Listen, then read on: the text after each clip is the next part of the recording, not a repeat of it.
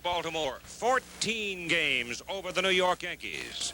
But come on down the summer and into August and into September, and the Yankees suddenly were on top by 3 full games over the Boston Red Sox on September 16.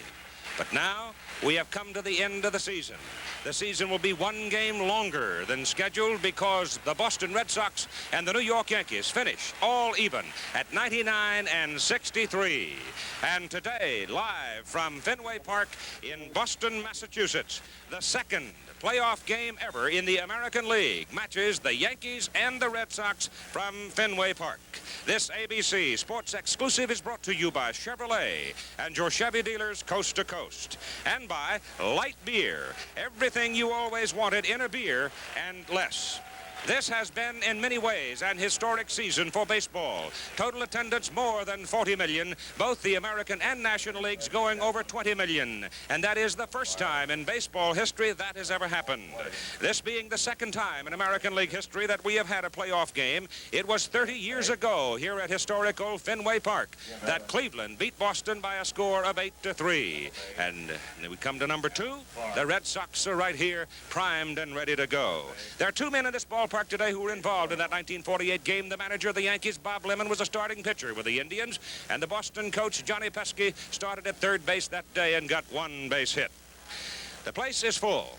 Why wouldn't it be? My goodness, if there isn't something about a moment like this in sports that stirs your faithful and rouses the competitive juices in a man, you got no business being involved in sports. Because this is one of those games that perhaps could be counted even more important than a World Series, or even more important than a playoff game, because those are series. This one, 1. That's it. Bottom line, you win, you go to Kansas City to play the Royals for the American League Championship. You lose, you go home for the winner. Hello again, everybody. I'm Keith Jackson, and it's a tremendous thrill for me to be here at this old ballpark where for the second successive year they have drawn over 2 million, and the seating capacity is not that big, just under 34,000. We'll have more than that here today, but it speaks well of this old game that has gone on so well for so many years, and the drama that's come along this year as the Yankees threatened to come unglued early in the year. Bob Lemon took over July 25. Since that time, the Yankees have won 47 and lost 20. Don Zimmer sat almost helplessly and watched his Boston Red Sox slide from first place into second place. But here they are with 1 more chance to grab the ticket to Kansas City. Working with us today, Don Drysdale, who's been himself involved in moments like this. Both teams are tired, but so what? Well, that's right, Keith. So what? Because they realize, as you say, the winner goes to Kansas City, the loser goes home and spends maybe a comfortable winner, maybe a miserable winner. But when we look at the 2 starting pitchers this afternoon, you're looking at a couple of things that are just a little bit different. Number 1, Ron Guidry has only pitched with 3 days rest 2 times this year. He's always worked with 4 days rest and pitched on the 5th. Bob Lemon geared him for this. He knew that if this came to be, he wanted his ace to go against the Boston Red Sox. And when you talk about that game years ago in 1948, the Cleveland Indians and the Boston Red Sox, it's kind of fate would have it, because it was a left-hander at that time, Gene Bearden, who won the ball game for the Cleveland Indians, and at that time, of course, it was the Boston Red Sox who went home. But Mike Torres is going to try and counter that this afternoon. Last year, he was the kingpin in pinstripes for the New York Yankees. This year, wearing the uniform of the Boston Red Sox, coming over as a free agent, he'll try and turn the tide on his former teammates. I would consider Mr. Guidry the Excalibur of the Yankee arsenal. He has been the man that has stopped them so many times this year. Coming out of a loss by the team, Guidry would come back and win one. Torres over the last month has not been that sharp. He has not been that sharp. Matter of fact, the last time out, he had a very rocky game, and Don Zimmer said before the game, to see Mike Torres win that ball game 1-0, you really had to be here to see it and believe it, because he had 4 double plays behind him. He had 3-2 counts, 3 ball counts on all kinds of hitters. He walked 9 men, but still, that's the way the Red Sox were going, and maybe that was fate to be, because they are here this afternoon. He wins it 1-0, and he comes back the starting pitcher. And by the way, he is starting on his regular turn. Don Zimmer did not change his pitching lineup whatsoever. This would have been the day that Torres would have pitched, whether it was here or it might be next spring. I realize this is a working day, first day of a new week, but grab as much time as you can, because we're going to have some fun at Fenway Park this afternoon. At Avco Financial Services, our people have a certain spirit. Avco is me. And here's what that means to you. First thing I always do is smile and say hi. My customers know me.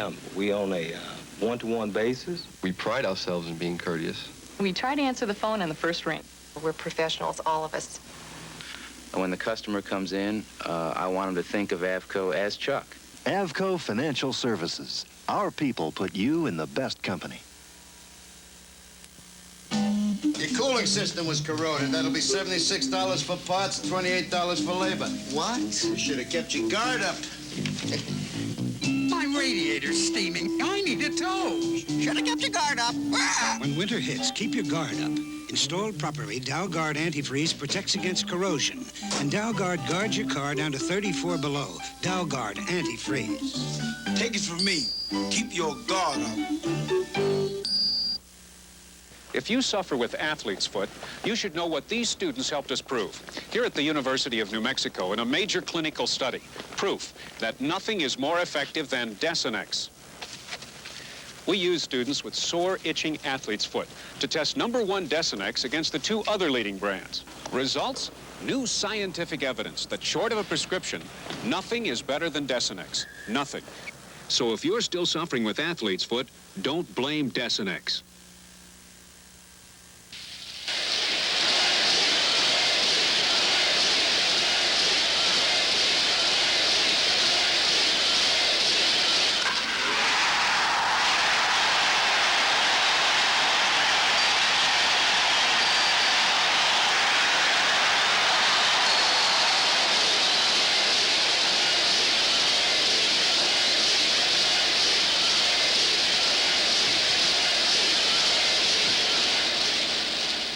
The preceding was a message on behalf of Major League Baseball. As we take a look at the New York Yankee lineup, there's Mickey Rivers, and he is the catalyst of this ball club. Leading off and in center field, Thurman Munson. Behind the plate and doing the catching and batting second. Hitting third, and once again over the 300 mark in right field is Lou Piniella. The man who came on strong, Reggie Jackson, in the last part of the year, the designated hitter for manager Bob Lemon, hitting in the 4th spot. And there's a man who's been red hot, Greg Nettles. At third base, he will hit 5th. Batting 6th, and at first base, Chris Chambliss, 274 on the year. And Roy White, the veteran, out in left field. He will bat 7th. Hitting 8th, Brian Doyle at second base. A late scratch, of course. The fine second baseman, Stanley, is hurt. And there's Bucky Dent, the shortstop. He will bat 9th. And the starting pitcher, Ron Guidry, as the Boston Red Sox take the field, Keith. And the crowd roaring. The crowd started roaring when Mike Torres started his walk from the Boston bullpen toward the dugout. And they have not stopped since. But the decibel count did go up some when the team came on the field. And as they go into their defensive positions, let's set the Boston defense for you this afternoon. Playing at Fenway Park, of course, you're dealing with the old monster, the green wall that is just a short distance away from home plate. You look at it and you think, why, my grandson could hit one over that. It's not that easy. The wind is blowing in, and Carl Yastrzemski is as skillful as anybody playing caroms off that wall. He's so many times in his career held swift people to singles. Out in center field, a man who's been carrying a red-hot bat, a fine defensive player, Fred Lynn. Over in right field is where the change is. Jim Rice, Major League Baseball's leading hitter of 1978, is in right field. Normally, you'd expect Dwight Evans, but he's not there. At third base, it is Jack Brohammer, and the Red Sox win streak started when he moved to third, replacing sore-armed Butch Hobson. Rick Burleson has probably been playing the best baseball of anybody over the last month. At second base, Jerry Remy, little fella who is a fire plug and a fighter all the way. Great speed. The boomer, George Scott, at first base. That has been relatively quiet this year, but he is always a threat at the plate. Behind the plate for Boston, the man who stabilizes this entire team, Carlton Pudge Fisk. And on the mound, the big right-hander, Mike Torres, who got a couple of wins in the World Series for the Yankees a year ago. In Boston this year, those are his numbers. And he has not been particularly effective over the last month. In that victory that he got 1-0, that was so encouraging for Zip Zimmer and the entire Red Sox organization, one must remember that there were 4 double plays turned behind him. So we're ready to go. Put it on the table, and let's see what happens. The umpires today, and this is an umpiring crew that we saw on a Monday night game when the Yankees were in Baltimore, and during that series between Yankee and Baltimore people, it was Firecracker Week. Don Denkinger, Jim Evans at first base, Al Clark at second, and Steve Palermo at third base. And all four of those umpires have had their moments this season with the New York Yankees. Mickey Rivers will lead off. Thurman Munson, as Don noted, is hitting in the number 2 spot. Ordinarily, that would be Willie Randolph, but he has a very sore pulled hamstring. And having Randolph out of the lineup is going to be a problem for this New York ball club, because Randolph had been hitting so well in the late portions of the season. He's a contact hitter, and with Mickey Rivers on first base, you got to have a contact man at the plate, which is why Thurman Munson has been moved into that number 2 position. Well, that's right, Keith. Thurman Munson can spray the ball all around the ballpark. He can hit it out of the ballpark for you, but he can use the entire playing field, and that's what Bob Lemon wants. So Mike Torres, Mickey Rivers, and we're ready to go. It is low, ball 1. The winner of this game will go to Kansas City for the American League Playoff Series, which starts tomorrow night against the Royals. Brohammer is in on the grass at third base. And the pitch is high. 2 balls and no strikes. And in a sudden death moment like this, you do not want to get behind very many hitters, and particularly this Yankee ball club.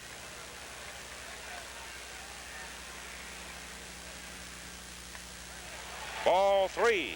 Well, the big thing that will happen right here at times, and not only to a veteran like Mike Torres, it'll happen to anybody. And if someone says they're not nervous, they are just flat telling a fib right there, because you've got to be nervous in a game like this. And the thing that you want to try and stay away from, it'll take a little while at times, but you try not to overthrow. And he walks Rivers, and he doesn't come close. So Mike Torres is yet to find the strike zone, and now he will face Thurman Munson with Lou Piniella moving to the on-deck circle. Torres has had no arm trouble this season. His record 16-12. Pitching to Munson now at a .297 average and 70 runs batted in. The wind is not that strong, but the big flag in left center field is moving quite a bit. So it's going to cut down the distance for fly balls hit to left, but might very well help those hit to right.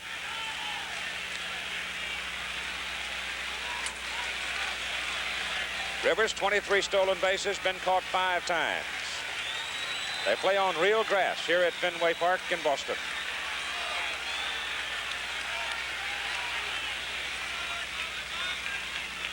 Rivers edging off first base as Torres checks him, and he goes, and the pitch is high, and the throw through, and he's safe.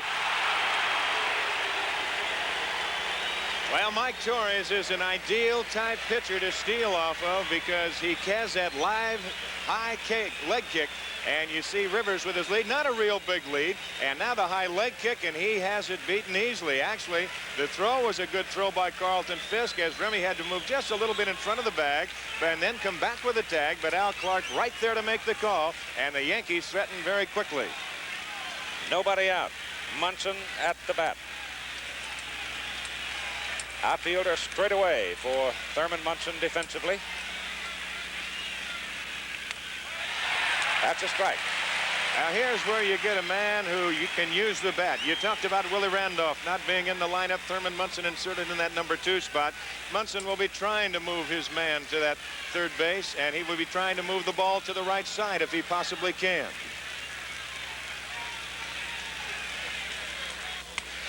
Torres goes outside. The thing about Torres, if he's going to be successful, he's got to try and keep the ball down. Mike throws fairly good, but he doesn't throw that hard that he can overpower you and keep riding that ball high. 1-3 against the Yankees this year. Munson swings late and misses, and that time Torres came inside with him. Munson trying to ride it off to the right side, and Mike just blew it by it. And that's exactly what Thurman was trying to do. There you look at the distances, and there's all kinds of angles here at Fenway Park in Boston. But Munson trying to drag his hands through and move the ball to the right side, and Torres at that time did get it in a good spot. I think he fooled Thurman. That pitch bounces at the plate. Rivers holds at second base. No advance. The count now 3 balls, 2 strikes. Nobody out, and Mickey Rivers, who walked the lead, stole second, and now sits out there. And Torres mops his brow. It is not a warm afternoon. It is most crisp and comfortable. I guess you would call it perfect pitching weather. It is. It's just like a fall day here in Boston. The temperatures, they said, were going to be in about, the middle 60s, maybe the high 60s, and that is perfect. Dick Hauser coaching at third, Gene Michael at first. They throw back to second, and Rivers easily back in there.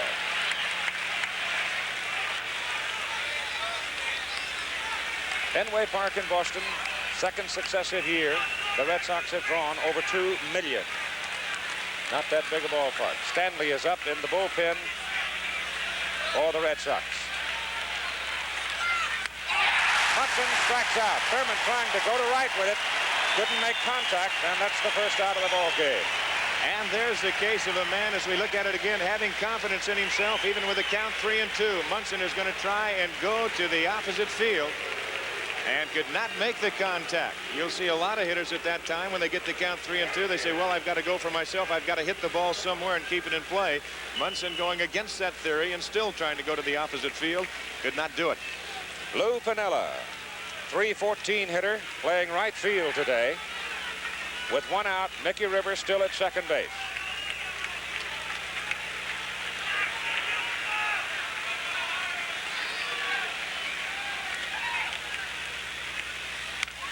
Roll to third. Brohammer gloves it. Chases Rivers back. 2 out.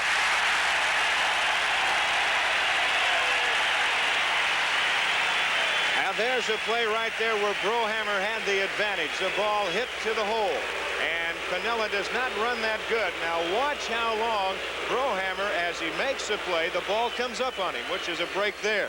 And now he's able to hold on and still check Rivers back to the bag. He was able to take a few more steps towards second base. There was nobody covering third, and Rivers, you knew, wanted to go if he could. Reggie Jackson, the designated hitter, hitting in the number 4 position. Month of September, 7 home runs, 25 runs batted in. Reggie says in dog days, get down toward the latter part of the season, pitchers lose a yard off the hot stuff. A little easier to reach. 26 home runs on the season. 2 out. Rivers at second.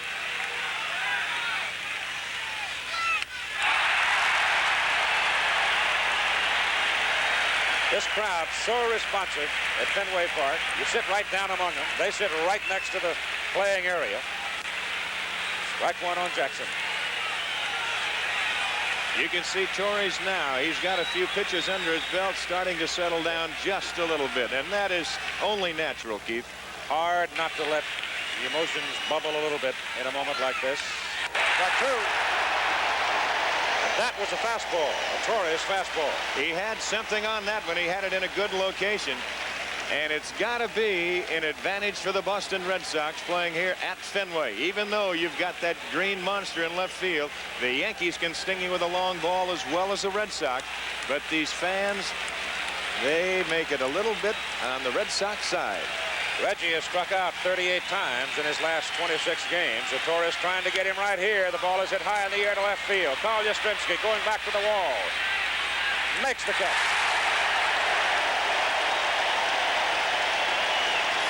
Yankees waste Mickey Rivers at second base after 1/2 inning of play in this sudden death playoff game. No score. Gillette track 2, please. Sold out again. Say, you look like a double-edged man to me. Daring, unafraid. No, the Gillette track 2 gives me a more comfortable shave. Silly me. Burleson will lead it off. He'll be at shortstop. And the scrappy little guy, Jerry Remy, batting second and at second base. Jim Rice with 46 home runs on the year in right field. The veteran Carl Yastrzemski in left field. 16 home runs on the year, 79 RBIs. And Carlton Fisk, who handles his staff so well, batting fifth, doing the catching. Hitting sixth, the red-hot bat of Freddie Lynn in the lineup in that sixth position in center field. The designated hitter is Butch Hobson. Hobson can't throw across the infield, but Zimmer will use his bat. And the boomer George Scott hitting eighth. He's at first base. And batting ninth, Jack Brohammer, who has filled in very well for the Red Sox this year. Defensively for the Yankees, it is White, Rivers, Pinella in the outfield. Third to first, it's Nettles, Dent, Doyle, and Chambliss. Munson back at the plate, and Ron Guidry on the mound. Ron Guidry, first time with 3 days rest was September 24. The first pitch to Rick Burleson, fouled away. Toronto knocked him out in 1 2/3 innings. He pitched again with 3 days rest on September 28. And he probably came back quickly because he had only thrown 35 pitches when Toronto chased him in 1 2/3. So here he is, a lithe left-hander, 160-pounder, maybe. Rocks in his pocket. 24-3 on the year. Breaks that hard slider off inside, an almost impossible pitch to handle if he gets good location with it. That is a super pitch, and when he keeps that down and right in on those right-handers' knees, it is an awfully tough pitch to hit. Just off the outside corner, and the count now on the leadoff man for the Red Sox, Rick Burleson.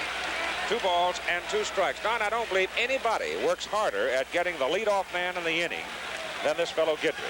And obviously, he's been successful at it. The record tells you. Well, that's the most important hitter in any inning. He comes high, and he goes, did he call it strike? Whoa. Burleson making some noise about it as he walks away, having looked at a call 3rd strike. Well, it was a pitch before that Guidry thought he had, and this time it was Burleson who thought that it missed. And we take another peek at it. Trying to bring it from the outside in, and Denkinger says he got it. And 1 gone. Jerry Remy, 276 hitter, the second baseman for the Red Sox, leans away and takes it high and tight for ball 1. Remy has hit safely in 26 of 27 games when he was hurt August 25. High pop. It'll go out into the left field area where Roy White, the senior Yankee, makes the catch for out number 2. Keith, when you look at these 2 starting lineups here, the Yankees and the Boston Red Sox, there's a 100-point difference. There's a hand in the background as Jim Rice comes on. The Yankee starting lineup against Mike Torres this year has hit at a 307 combined mark. The Red Sox against Guidry this year have hit 100 points below 207. Wow.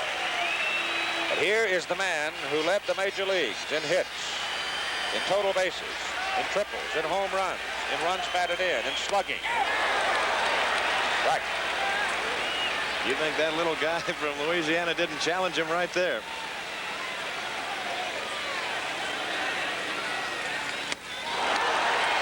Back 2. You can't ask for 2 better pitches in the last 2 fastballs thrown by Mr. Guidry.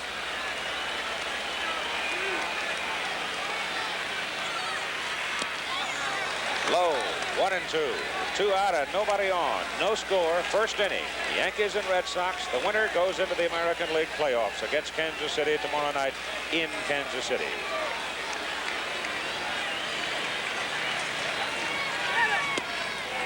Close, but it missed. And it's 2-2. Rice with his 46th home run yesterday, punctuating Louis Tiant's 2-hitter. The victory that put the Red Sox in this game. He's gone. And so Ron Guidry gets the Red Sox in order in the bottom of the first inning after 1. In Boston, we have no score. From the wheat fields out in Kansas to the city by the bay. Leading off for the Yankees, Greg Nettles, third baseman. Before the ball game, I talked to the veteran about the Boston pitcher Torres. Greg, how do you feel about Mike Torres? Now, you were a teammate with him a year ago. Today, in a big money ball game, you're going to be looking at him. Yeah, I had a lot of respect for Mike last year, and I lost a lot of that respect over the winter when he was traded over here. He had some bad things to say about us as a team and individually, too. Rather than thanking us for the job we did for him and getting him a nice contract with the Red Sox, he turned around and badmouthed us, and it really hurt a lot of the guys on this club. They lost a lot of respect for him in that way. But you know he's a good pitcher, and we'd like to beat him more than anybody on that club. So Greg Nettles will step in now with Chris Chambliss on deck and Roy White to follow. And Nettles at 278 on the season with 27 home runs. And he's had a tremendous year at the plate. His previous best was a 267 average back in '75. And he also leads New York this year in 13 game-winning base hits. Now, time delayed just a little bit, Keith. They had some banners hanging over the bleacher section out there right by the yellow line in center field. They had to strip all those down. They felt as though that it could impair the view of the hitter and picking up the wall. They're pulling down all the signs out there. And there's signs all over the ballpark. There's no question about that. You know that you're in Red Sox country right here, but they want to try and get them down and let everybody have an equal shake. I think every bellhop in town was wearing a Red Sox cap who came in. There are some of the banners there. Those I don't think will bother anybody, but those that were pulled down were in the center field area where it could be that a hitter would lose a baseball in one of those white signs. Standing room crowd here at Fenway Park in Boston. Beautiful afternoon, and we're ready to go as Nettles steps in. No score, top of the second inning.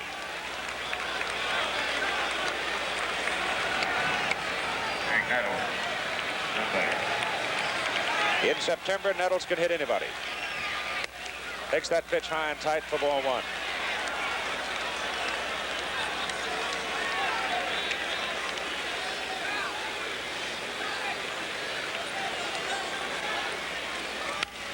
High to the infield. Rick Burleson back shades his eyes from the bright sun.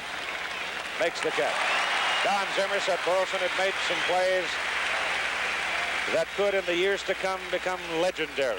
He just feels that this young man has played remarkable baseball for the last month. But I have a feeling that he's been pretty remarkable the whole season. He's had a good year, and it really hurt him when he was out for a while and injured, also when Jerry Remy was out for a while. But now they've got him back in there. Boy, I'll tell you, they make a great double play combination. Burleson you're looking at, and Remy the second baseman. Yankee first baseman Chris Chambliss takes inside ball one. Chris is struggling at the plate right now. He has 3 hits in his last 24 at-bats, all of them for singles. The big quiet man, so steady. There's a strike. It's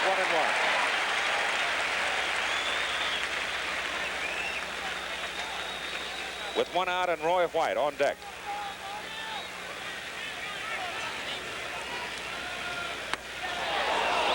Close, just inside. 2 balls.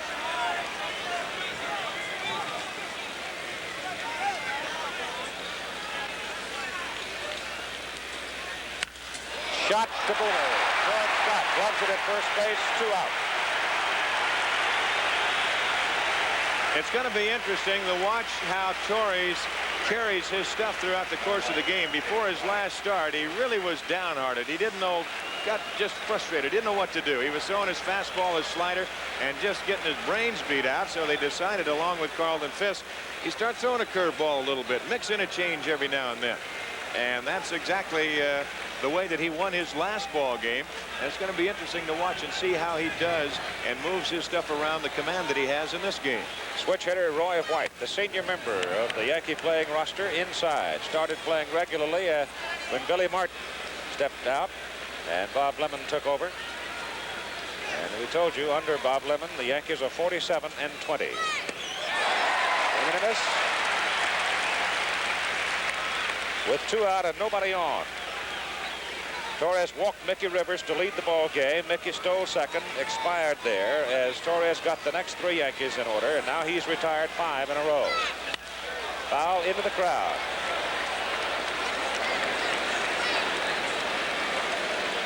Well, the one thing that you do know this afternoon, that Bob Lemon and Don Zimmer, they will go to their starters and staff, because as both of them have commented, there is no tomorrow. Bob Stanley will get the call if Torres runs into trouble. He struck him out, and that is the second strikeout of the ball game for Mike Torres. The Yankees are gone in order after 1.5 innings of play in Boston.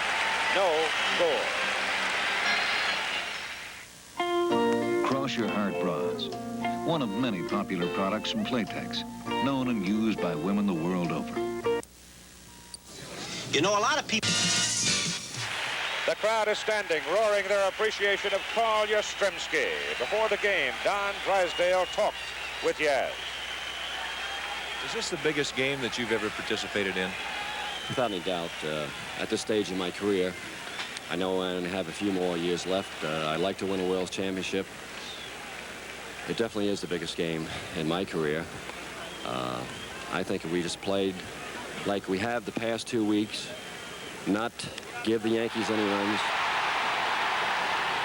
make them earn them, I think we'll win. Guidry, a great record. But Carl Yastrzemski has just hit it in the seats down the right field line. And the Boston Red Sox lead 1-0. Well, Yastrzemski, he carried the bat down past the 45-foot line. He got almost to first base. That was a line shot hooking in the corner. And there you see the Boston Red Sox, Don Zimmer and crew. And he let the bat fly. Johnny Pesky leaped like it was the third out in the 9th inning. And the Red Sox on top, 1-0. Carl Yastrzemski, who turned 39 in late August, says he will play as long as he can without embarrassing the club. He would never embarrass any club. Came out, took his bow, and the crowd now settles down as Carlton Fisk stands at the plate with the Red Sox on top. 1-0. Pretty good year for Fudge Fisk at the plate. 20 home runs. Ball. And there, a little case of Guidry overthrowing. And I think, you know, he's got to have some things going on inside of him, too. Fisk playing with very sore rib. Banged him against the dugout, trying to catch a foul ball. Ball 2. He was hitting above 300 with a cracked rib in August. Hampered his swinging and his throwing. He had only 262 in August, but says he's so pumped up for this one today, he will feel no pain. Yastrzemski's home run, giving Boston a 1-0 lead, and there's a shot hit to left field, way back right, going to the track, and makes the catch. Wynn got it and held it. He got that fastball in just a little bit. And Fisk hit that ball around the trademark, or maybe a little bit down. That shows you his kind of power. The breeze kind of changing just a little bit now, Keith. It's kind of blowing across, and maybe just in from right field. It'll casually move that flag to the green monster in left field. Fred Lynn hits it high and deep to center. Rivers goes way back and hauls it down. The speed of Mickey Rivers, so valuable in center field. He turned on the ball, raced back to the track, then he flipped down his glasses and had a look, and there it was. 2 out. You know, isn't it something that it takes the grizzled old veteran, Carl Yastrzemski, to come out and said, okay, boys, if I can do it, you can too. Butch Hobson, the designated hitter, swings and misses for strike 1. The regular third baseman, but he had such a sore arm, he just simply could not do the job defensively at third. That's why Brohammer is there. Hobson fouls it back. Butch on the year with 17 home runs. He wore out the league in the early going. But the last half of the season, not that much. Foul, straight back. He carried the team, I think, is a fair comment, Don. Month of April, he had 7 home runs and 22 runs batted in when the Red Sox got off to such a big start. He did. He got off to a great start. Torres, Guidry high and away, and now it's Ron Guidry doing a bit of struggling. Don Zimmer said that he just had to get him out of there as a regular, and that's when he's inserted Brohammer at third, or at times Duffy. He said he just couldn't get the ball across the infield. And he said, I had to do something, but he said I still had to keep his bat in there because he was getting a few hits. Bounced at third for Nettles. Greg throws him out. The inning is over. But the Boston Red Sox get a home run from Carl Yastrzemski, his 17th of the year, and take the lead 1-0. You know me as Mr. Goodwrench, the professional mechanic who cares about your GM car. So advanced, it's simple. When you go shopping, you go to a supermarket. But did you ever wonder where Giant Industries shop? When industry goes shopping for firefighting systems, for automotive components, for true temper golf shafts, for stainless steel, they shop at one place. The place? Allegheny Ludlam Industries. The a supermarket. Among the crowd this afternoon here at Fenway Park, Senator Ted Kennedy, munching on peanuts and enjoying himself. For the New York Yankees, it'll be Brian Doyle, the second baseman, Bucky Dent, the shortstop, the top of the order, Mickey Rivers. Doyle playing in place of Willie Randolph, out with a very sore, pulled left hamstring. Brian Doyle from Cave City, Kentucky. Came over from the Texas Rangers in 1977.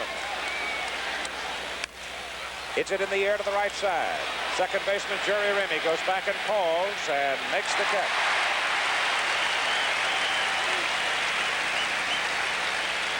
Tonight on ABC's NFL Monday Night Football live at 9 Eastern Time, the Dallas Cowboys and the Washington Redskins. The Cowboys beaten only by the Los Angeles Rams. The Washington Redskins are undefeated, and right now Joe Theismann is the leading passer in the National Football Conference.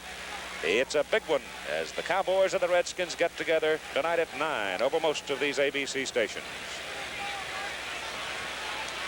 Bucky Dent up for the first time in the ball game, the Yankee shortstop.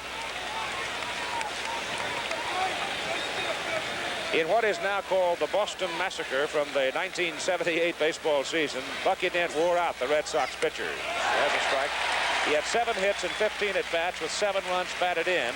And that was a series that Don Zimmer characterized as just simply blowing us away as the Yankees beat them 15-3, 13-2, 7-0, and 7-4.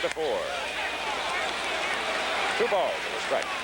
One thing I think we should point out, somebody might be interested, a home run by Carl Yastrzemski, that will count on this year's averages in 1978. Punched out into short right center field. Jim Rice coming in a hurry, and Jim Rice makes the catch. Yes, he is a good defensive outfielder. Now Rice with an excellent jump, and this ball now, as the breeze is blowing out to left, it has turned around, trying to slice back into the breeze, and that ball actually being held up a little bit. And Rice has good speed for a big man, and he comes on and makes the play easily. It appeared that he was the only one that could have made the play. There you look at it from another angle. And Rice right there. 2 out for the top of the order for the Yankees. Mickey Rivers walked and stole second. There he stopped. Swing and a miss for Mickey. Strike 1. Rohammer again comes in on the grass at third base, lest Mickey decide to put it down. High and tight. 2 out. The Red Sox are leading by a score of 1-0 on Carl Yastrzemski's home run. The lead off the bottom of the second inning.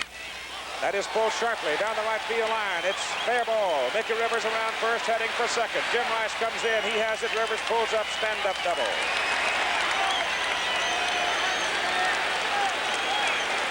Got to keep this guy off the bases, but if you're going to have him on bases, you're better off to have him out there with 2 out. That's right, and that ball, there was no chance for George Scott. It was hit hard down the line, and then after it did hit the wall, it kind of stuck a little bit. There's padding along there. It hit that wall and didn't really carry him back out to Rice the way that you would expect it to. It just kind of rolled back out there a little bit, and Rice along with it go, but I don't think he could have thrown Mickey out anyway. So the Yankees with Rivers on second base with 2 out at the top of the third inning. Thurman Munson at the plate to face Torres. Thurman struck out swinging in the first inning, but then he was trying to punch the ball to the right side to move the man along. Now, with 2 out, he can wheel away.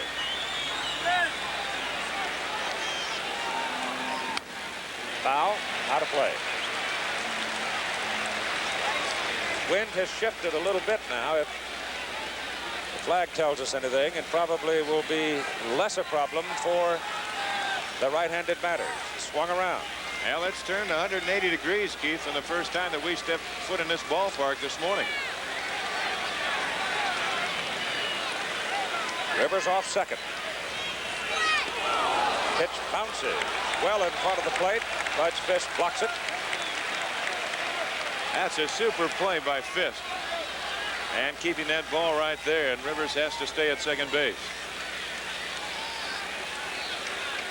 Big thing right here when you're working, you can't worry about the speed of Rivers at second base or him taking third. As long as you just make him stop out there, you've got to get the man at the plate because you've got the tying run standing at second base.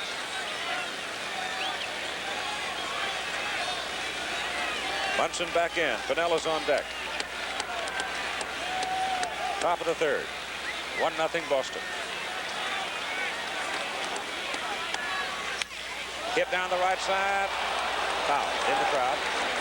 It's a souvenir. Both the sore hand and the ball.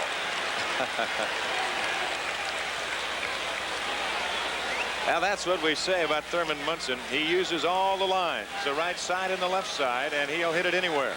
And at times you think you've made a real good pitch on him, and all of a sudden he'll just take and he'll go right with you to the right side and hit it all over. Good spirits. I talked to him earlier today. Said this is my kind of ball game. Rivers edges off. Crowd yells, then groans. They did not get the strike call. Torres had a little something on that fastball. 2-2, 2 out. Rivers at second.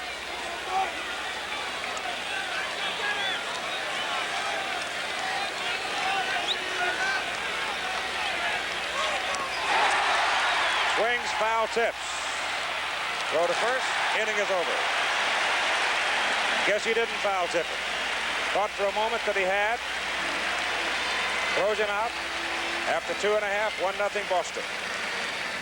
The problem? After New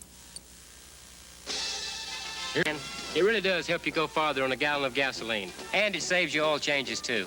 They call it Pennzoil PZL. I call it a winner. Not a very good example of what one little mistake can mean. Now, that ball popped out of Fisk's glove. Was not a foul tip. As both Fisk and Munson broke toward first base, Mike Torres, watching them go toward first, actually went that way with them. Mickey Rivers was pumping around third. There was nobody covering home plate. That's exactly right. Pitch is high and tight to George Scott with Jack Brohammer on deck and Rick Burleson to follow. The Boomers had some problems this year, but he's always a threat. Like that, high drive, center field, Rivers going back. It's off the wall. Scott going for two. The throw's in a hurry. It comes to the second baseman, Doyle. Cut-off man, he holds it, and Scott stands at second with a double.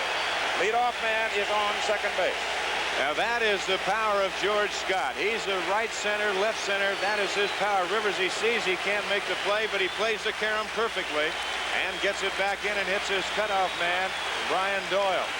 And Mickey Rivers now is coming back into the Yankee dugout. Whether he needs glasses or he didn't take them out, I don't know.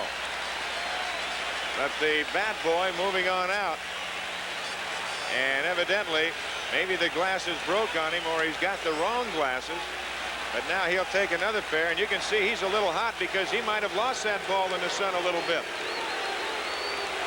He might well, if he had gone to the wall and jumped, had been able to reach it because it didn't hit that high on the wall. No, it certainly did not, and evidently that's the case, that Mickey did lose it because just watching the reaction of Rivers, he's a little hot. He threw a couple of pair back in the dugout, and he might have had the wrong pair. They could have got switched in the dugout during the inning or what have you, and now he'll stand out there and he will double check. Jack Brohammer signed in the free agent re-entry draft November 1977. He's played second, third, and designated hitter. He puts it down. Scott going to third. Throw to first. Sacrifice works. Now there you see Don Zimmer not going to take any chances. He's not even going to let him swing the bat and try and hit it to the right side. He says, I'm going to go by the book in this particular situation. Lay it down, get the man over. We'll go from here as they go to the top of the order and Rick Burleson. Red Sox leading 1-0 on Yastrzemski's 17th home run of the season. In the bottom of the second inning to lead off. Now it's the top of the order, Burleson, who struck out looking on a high curve. You can see that he has been a pesky fellow for Ron Guidry. Guidry with a 1.50 earned run average against the Boston Red Sox this season. But the Sox are snarling today, and the pitch is low, ball one.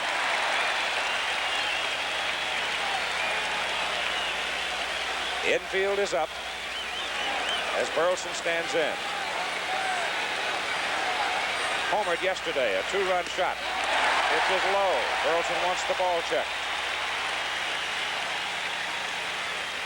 They throw it out. Don Denkinger, the home plate umpire. And the Yankees have brought their infield in. Ball is hit to Greg Nettles at third. Scott will have to hold on. Throw across, two down. Eddie Yost coaching at third. Johnny Pesky coaching at first for Boston. The batter, Jerry Remy. Red Sox with two hits. Home run by Yastrzemski, double by Scott. Scott's double led this inning.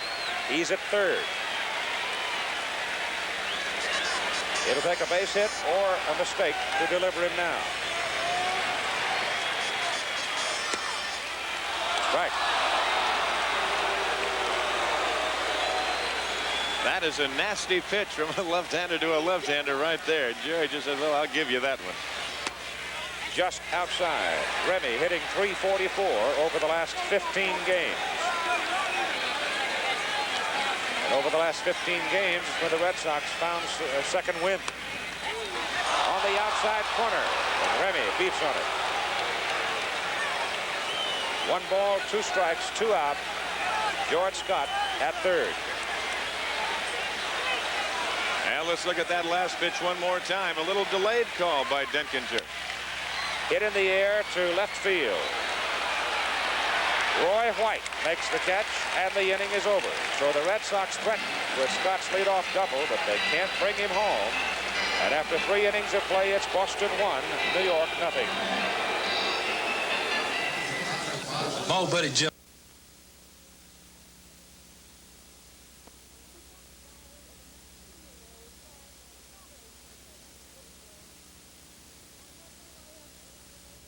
Bill White has joined us, and Bill, we've seen some clutch pitching on both sides early in this ball game. Torres looks like he's got an excellent slider. He got Munson twice with that slider. I don't know how long he can get away with 2 pitches, though. Frankie's throwing that fastball and the slider. One key point here, that shadow. Prior to the ball game, the Yankees were complaining they couldn't see well in batting practice, and as that shadow moves out toward the mound, I think both teams once again will have trouble seeing the baseball. Of course, that'll be in the Red Sox favor because they already lead 1-0. So important to get that early score, especially in a ball game like this. Lou Piniella leads off for the Yankees as we go to the 4th. Lou grounded out to the third baseman Brohammer. Strike 1.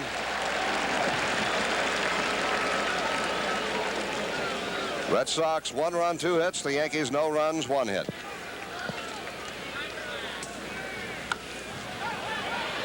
And it's off the glove of Burleson, a base hit for Piniella. Now Lou's now hitting 12 straight, and he continues to hit. Let's watch it again. The pitch is right down the middle. Piniella chops it past Brohammer. See the ball hit in Burleson's webbing and bounced out. Base hit for Lou Piniella. Piniella hit that ball just like he did the first time up, only he got it to the left side of the third baseman where he could not reach it. Chopped down on the ball the first time up and grounded right to Brohammer. Reggie Jackson, Mr. Home Run, with the wind blowing against him. I think that wind held his ball in play in the first inning. Now the wind is blowing toward left field as it has turned around since the start of the game. Ball 1. There was a breaking ball. I think that's the first curveball that Torres has thrown all afternoon. He's been throwing that hard slider inside and that hard high fastball. Piniella is down at first, nobody out. Red Sox lead 1-0. He hit it well, but Rice is there and picks it off. Rice made a good throw back to first base. Well, you can't hit the ball any harder than that, Frank Messer. The Red Sox fortunate that they evidently had the book on Jackson. They had Rice just where he should be. Bang, right there. He didn't get under the ball. Had he gotten under it, Ball might have hit that Prudential building about 5 miles from here. I tell you, Rice made a strong throw back to Scott at first base, trying to double Piniella off. Jim Rice, not noted for his outfield play, noted for his bat. Well, he's made 2 good plays. He has. Made a good play on Bucky Dent running into right center field back in the 3rd inning. He's the only one that could have caught that ball. Good defensive book. Right field's a tough field here in Boston, too. It is the Sun Field. Greg Nettles takes a ball.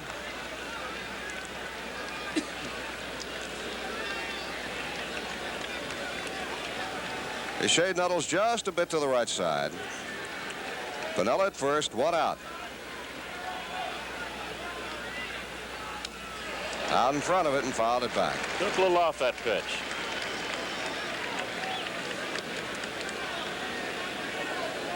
Mike Torres, his 36th start. Pitched 243 innings in his first 35 starts, 267 hits. Struck out 116, walked 96 men. Really brought his earned run average down, even though he had a bad losing string late in the season. And the ERA well over 4 for most of the year. Nettles takes him the other way, foul. 1 ball and 2 strikes.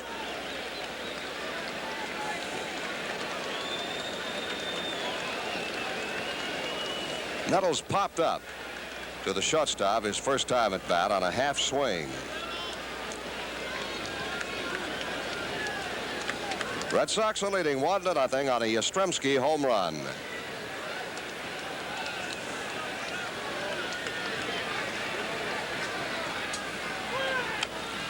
Popped him up again into shallow left, and again the shortstop Burleson is there.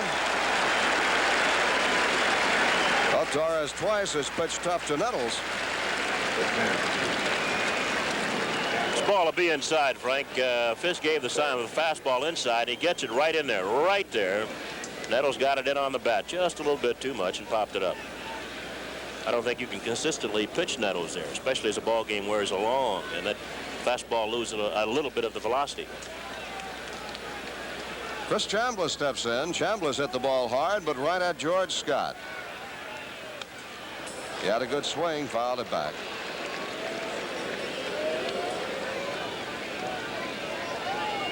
Yankees have 2 hits, a double by Rivers and a single by Piniella. They've had Rivers at second base twice, but unable to score him. Both times, Munson struck out as the next hitter.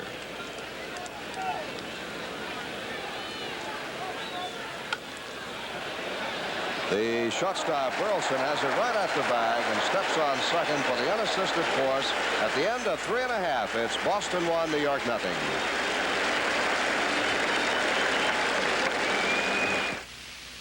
The Quintrix 2-color picture. Well, now's the time to start thinking about season tickets for the 1979 Yankee games. Be assured of the best seats for all the action next year by having your own full season or combination plan. For more information, call Group and Season Sales at 212-293-6000. That number again, 212-293-6000. Well, we see the flag, Frank Messer, blowing a bit toward left field instead of toward right field as it was earlier in the ball game. And I think each time Rice has been up, that wind has turned around and blown toward left. You're absolutely right, Bill. That was the first time it turned around when Rice came to bat in the first inning. But nonetheless, Guidry struck him out.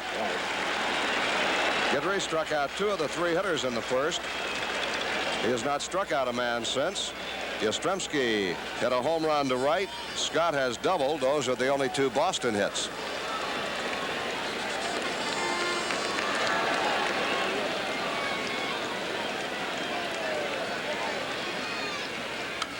Foul back, out of play on the right side. Perfectly clear day here in Boston. Jim Rice has had an outstanding year. Just really an almost unbelievable year. Out of play. Guidry's the kind of pitcher, Frank, that gives Rice a lot of trouble. He can't afford to wait back on the ball. He's got to hurry because he knows that ball's coming in there 95, 96 miles an hour. He's a better hitter when he can sit back and wait on the ball.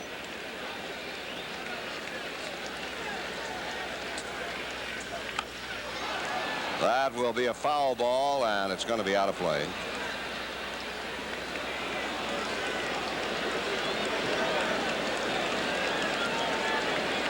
Ron Guidry throughout the year pitched on 4 days rest. Now he is pitching on 3 days rest as it comes down to the end of the campaign. Bucky Dent. Bad throw, but Chambliss had to tag Rice. Bucky Dent has had trouble with his throws quite a few occasions this year. And let's watch it again. It's a grass cutter to Bucky Dent, and he's got plenty of time. Comes up with the ball here. Throws it high. Now, lucky Chambliss keeps that ball in the first baseman's net. Sometimes you hit that like that, and the ball flies out, especially a big guy like Rice running.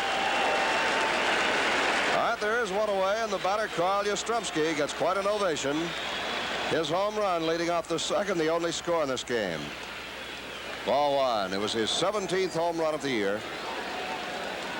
39 years old, just signed a new 5-year contract.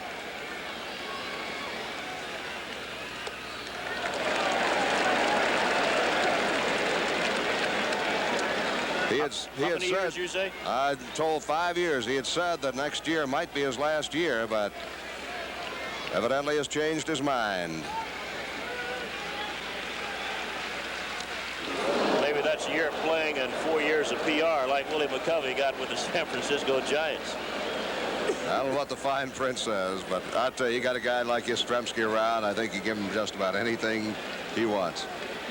Well, Father Time eventually catches up with you, though. When you can't contribute anymore, I think Yaz will know when he should quit, though, probably better than I.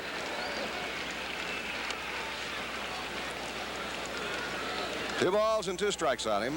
And Ted Williams played into his 44th year. Stan Musial played through his 44th year. Of course, Ted had all those years out for military service. And what that would add to or subtract from. Had him way out in front, and he fouled it off.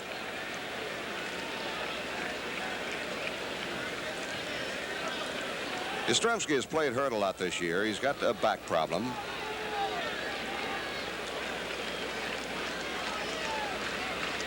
Got a bad hand, too. Yeah. You know, Bill White, the team that's benefiting, sitting back, sort of chuckling over the whole thing, the Kansas City Royals. Out in front again, pulled a foul over the roof. Royals know that whether they meet the Yankees or the Red Sox, they'll come in 1 pitcher shy for the championship series, having to play this extra game. They've already put out their pitching rotation, too, the Royals. Leonard, Gura, and Splittorff in the first 3 ball games. He struck him out. Oops. Yaz tried to check the swing and could not. Guidry gets his 3rd strikeout. I'd heard Whitey Herzog say earlier that if he played the Red Sox, he would start Leonard, but if he played the Yankees, he would start Splittorff in the first game.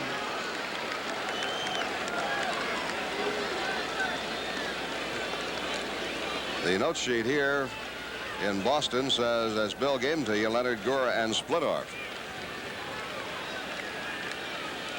Here's Carlton Fisk, an invaluable man to the Boston Red Sox. He's played hurt a lot this year. An outstanding catcher. Good hitter. .283 average, 20 homers, 88 runs batted in. Strike 1.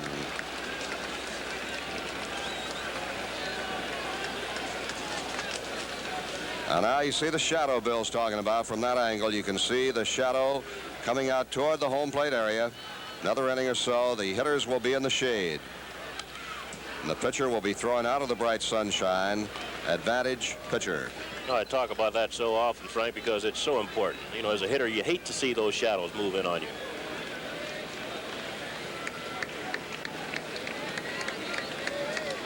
Of course, if you're a pitcher, you don't mind. No, I think pitchers rather see every game start about 3 o'clock in the afternoon, wouldn't they? 3:30. No ball, 2 strike count on Carlton Fisk. 2 outs, none on. Center field, Rivers, can he get to it? He can, and he makes the catch deep. 3 up, 3 down, into 4. It's Boston 1, the Yankees nothing.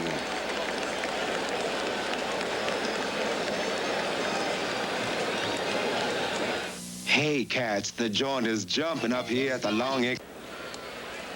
We go to the 5th inning here at Fenway Park. The Yankees will bat Roy White, Brian Doyle, and Bucky Dent, the lower third of the batting order, against Torres. Hitter is still in sunshine. The shadows get closer and closer.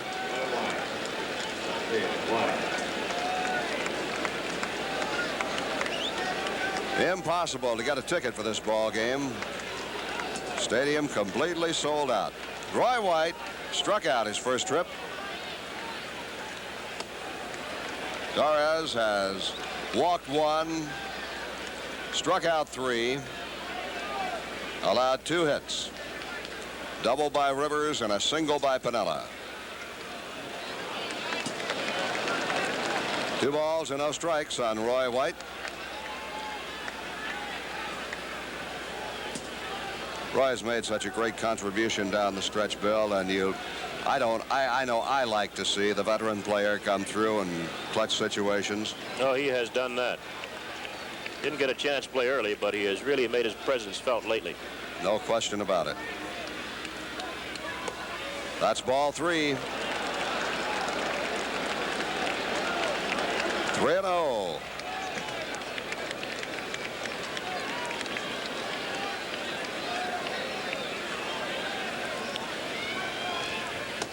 And he has to duck away from ball 4. Second walk by Torres.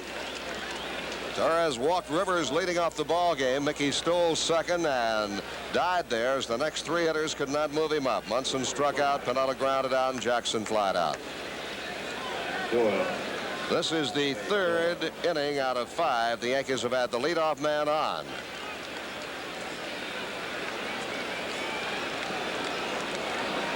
Brian Doyle is the batter. Slap hitter, chokes way up on the bat handle. Strike 1. Brian's older brother played right here for the Red Sox.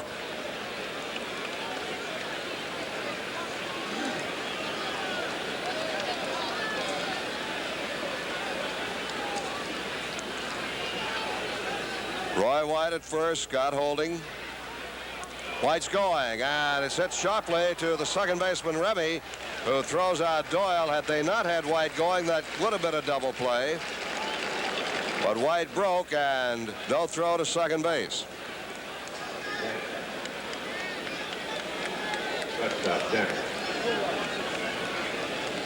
Here it is again. Brian hits the ball hard on one hopper to Remy, who thinks about going to second, but changes his mind and makes a sure play at first base. The Yankees have hit the ball hard, but they've hit the ball right at people. I don't think any ball has been a harder hit all afternoon. The ball Reggie Jackson hit to Jim Rice. You don't hit a ball any harder than that. Bucky Dent up, fly to right his first trip. And pops this one up out behind second. Burleson is there. Fights off the sun as he makes the catch. And there are 2 down. This is going to be a little some kind of confrontation here, Frank Messer, with Mike Torres pitching to Mickey Rivers. Mike's been trying to get away with 2 pitches. The fastball, which he normally leads the batter off with, and he throw it up and in on you to break you off. Then he'll throw you the slider. We watch this play again with Dent popping it up. Mickey, a pretty good fastball hitter. So he sat over there and he's seen that Torres has thrown only 1 changeup all ball game and 1 curveball. And let's see what Torres does with it. First of all, they're going to move Scott back. They're not going to play him in shallow at first base.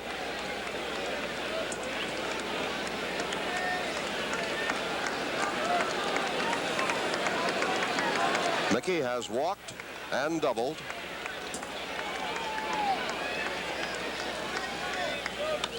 Slaps it left side. Roy White almost hit by it, and they make the throw to third, and White is out. Burleson to Brohammer, and Roy White is out at third on the fielder's choice to retire the side. At the end of 4 1/2, it's Boston 1 in the...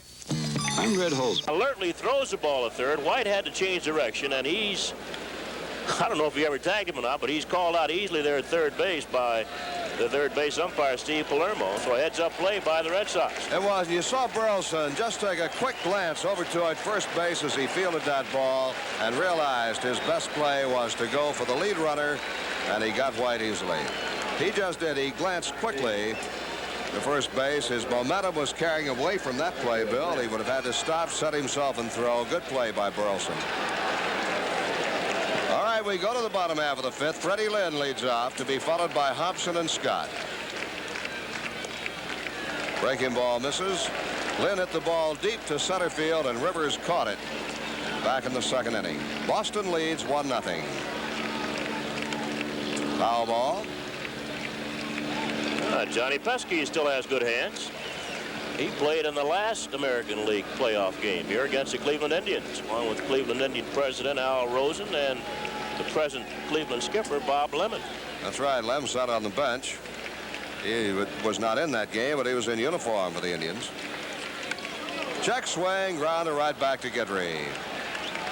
I believe, as I recall that game in 1948, Johnny Pesky and Bobby Dorr were the only two Red Sox to get extra base hits in the game, and they were that year considered to be an outstanding hitting ball club. Yeah, but Gene Bearden had a pretty good knuckleball. That's right, left-hander. Butch Hobson is the batter. Lou Boudreau hit a couple of home runs in that game as the playing manager of the Indians. Hobson grounded out to third his first time up. Guidry starts him off with a strike. Now the Heat misses, 1-1. Boston leads 1-0 on a second inning leadoff home run by Carl Yastrzemski. Foul back.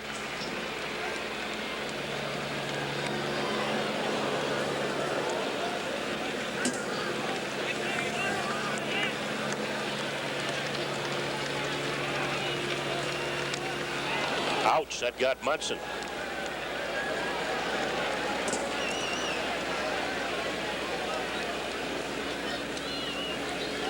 Look at that rising fastball, Frank, and that sinking slider. Your catcher gets beaten up quite a bit. Get on top of that slider. Underneath the rising fastball. That will be out of play.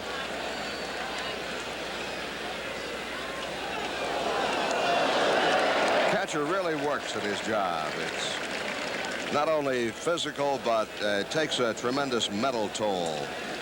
You're blamed for as many long balls as a pitcher. Yeah. Everybody says you shouldn't have called that pitch. Foul ball, foul ball.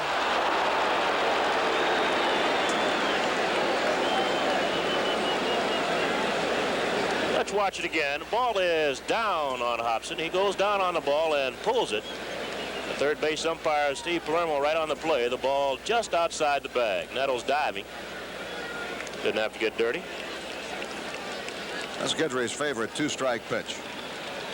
Ball moving down into the right-hand hitter. He struck out more men on that pitch this year, I think, than any other one. And Hobson got enough of it to stay alive. And it is off his glove. Hobson settles for one base as Roy White gets to the ball quickly. Base hit. Let's watch it again. They thought Nettles between hops here. Same kind of pitch, up a little bit more. Nettles backs off just a little here, and the ball comes up, and it hits the webbing of the glove and doesn't stay in. Hobson decides to hold at first base. I thought he might have had a shot at going to second, but he decided to play it safe. All right, the Red Sox with one out have Hobson on. That is their third hit of the game. George Scott, the batter, doubled off the center field wall his first time up. Strike one. Scott was benched for a while for not hitting. Then when he came back on the lineup, he has been hitting the ball better.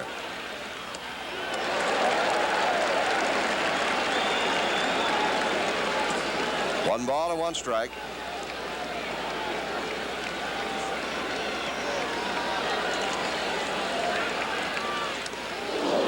That one got the plate umpire, Don Deckinger.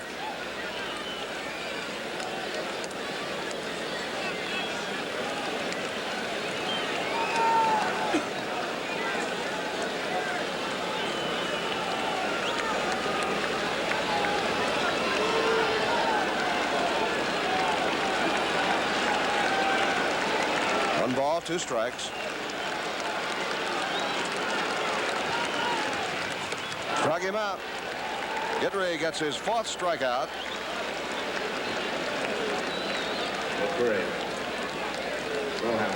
Boston is leading 1-0 here in the 5th inning. A home run by Yastrzemski in the 2nd, the only scoring in this game. Jack Brohammer sacrificed in the 3rd inning, following a double by Scott.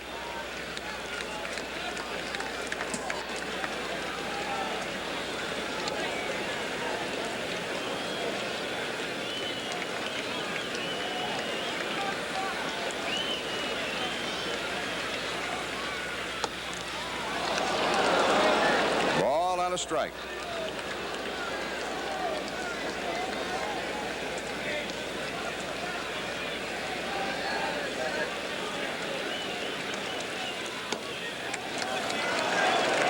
Well, television replays last night when I came into Boston, Bill, on Brohammer catching the final out of the ball game yesterday for the Red Sox against Toronto. You'd think it was the final game of the World Series, as elated as he was and as his teammates were.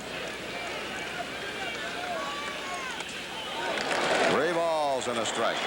Well, they hung in, Frank. Just like the Yankees coming from 14 games back, they could have given up. They did not. Red Sox, you got to give them credit. They hung around. When the Yankees blinked, they took advantage of it. Guidry just lobs it over there.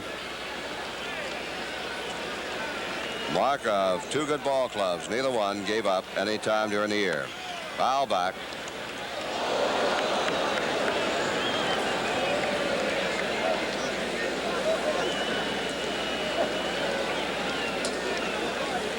Red Sox had the strong first half, the Yankees the strong second half, then Boston came back strong in the last week or so. In the air left field, Roy White will be there. And that retires the side at the end of 5. It's Boston 1, the Yankees nothing.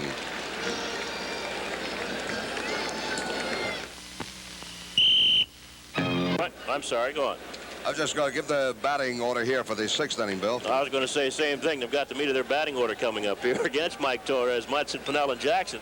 And wonder if Mike will continue pitching the same pattern. So far, it's been successful for him. He's only given up 2 base hits to the Yankees.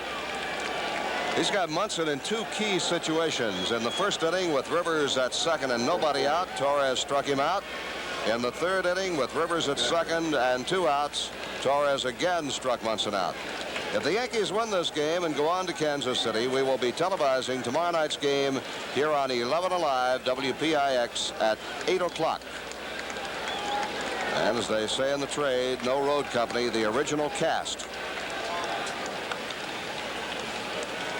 Outside of 3rd, strike 1 on Munson.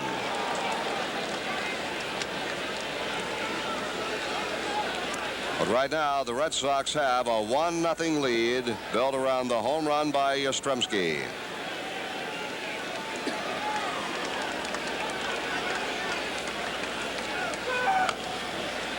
Foul ball again as Munson is lunging at the pitches. He's got him he's throwing that slider, Frank, low and in and low and away. And Thurman, obviously, I think, is having trouble picking the baseball up.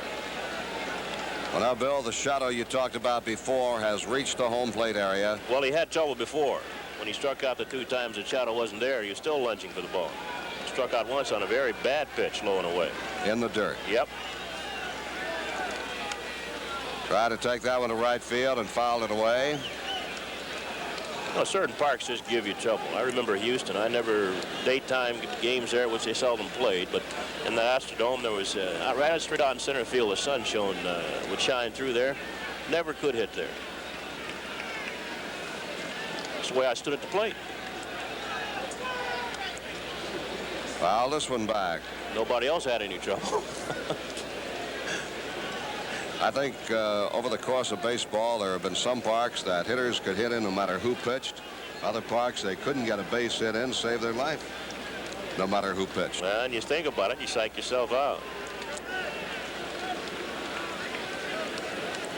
All right, Torres has Munson down. No balls, 2 strikes.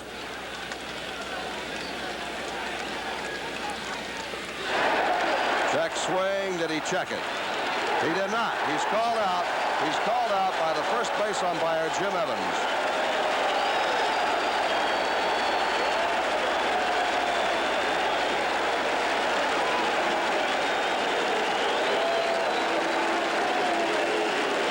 Munson is called out by Evans. Here it is.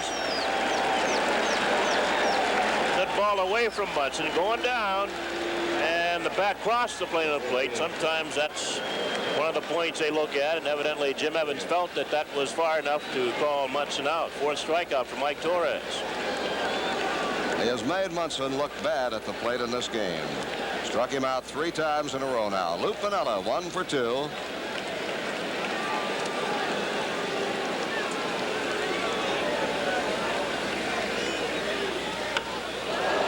Center field, Lynn is after it. Never took his eye off the ball, and he's got it. He had to go a long way for that one. It was hit hard. Never took his eye off of it.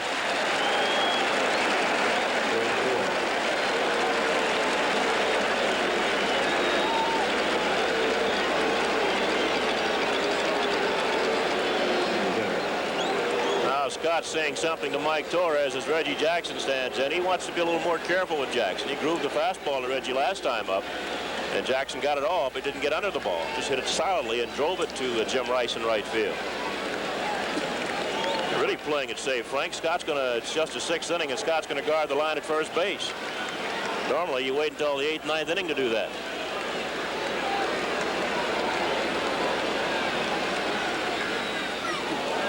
And the dirt bounces back on the screen. First time up, Reggie had a fly ball to left field. The wind was blowing from left to right at that time. And I've got to feel the wind held the ball up. It was caught right at the foot of the wall by Yastrzemski, a towering fly. Then Reggie lined out to the right fielder, Rice.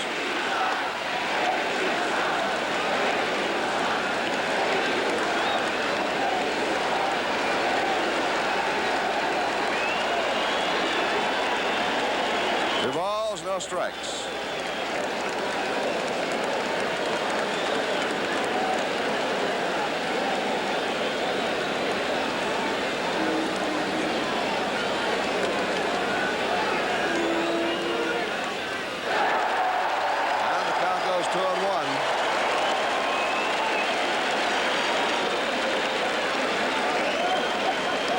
Red Sox are out in front, 1-0.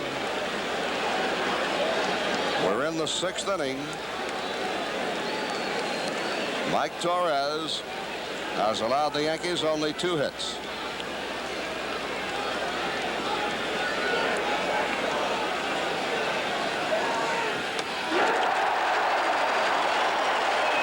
Two balls, 2 strikes. You very seldom hit a home run, Frank, when you swing that way. Normally, you keep your eye on the ball and just carry it through, and that's when you hit the ball well. When you end up spinning around like that, you very, very, very seldom hit the home run. The pitcher almost has to hit your bat.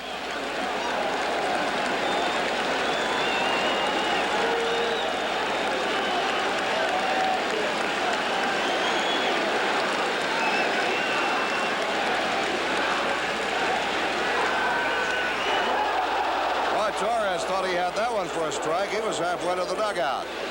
That's curveball low and in.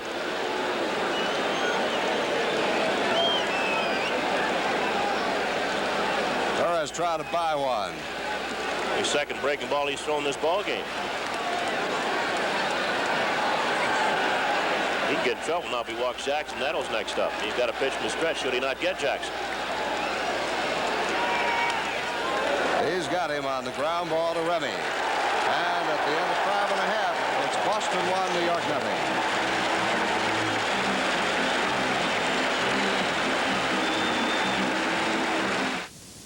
You're never going to believe the deal I made on this Toyota Corolla. You asked for it, you got it, Toyota. I got a great year-end deal on a tough Toyota truck. You asked for it, you got it, Toyota. It's the best time ever to buy a brand new 78 Toyota car or truck. You get your money's worth and more on every one. But act fast for better selection still at 78 prices. Just ask for it, you get it, Toyota. Harris Harrison Golden is trying to sell himself a state controller based on the job he's done on New York City. Mr. Golden would like us to forget he deceived the public with reports the SEC called misleading. Or that Arthur Levitt criticized Golden's audit as non-verified and flawed. But New York voters aren't buying. Ned Regan for state controller. He knows when to say no. Ball one. Chambliss had charged. Nettles broke back to cover third base. Hopeful of a force play. Or rather, not a force play, but a play at third. Guidry falls behind 2-0 to Remy.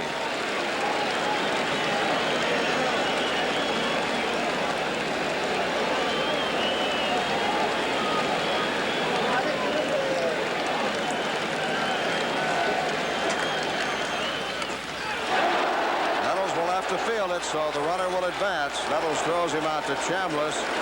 5-3 sacrifice moves Burleson over to third.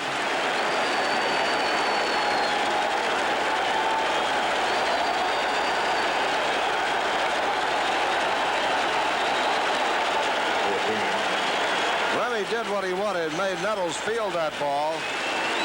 So no chance of a play back at third.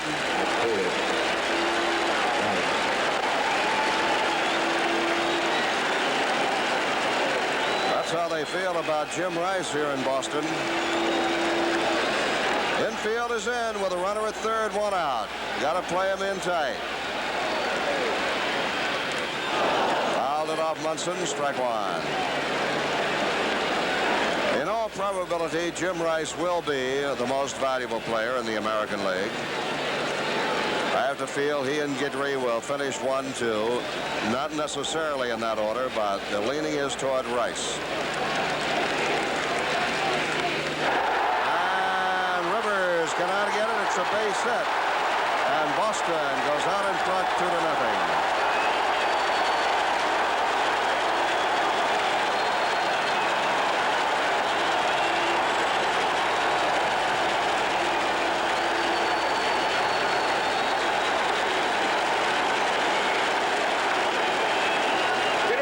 Frank looked like he might have handcuffed Rice, but this fella's strong.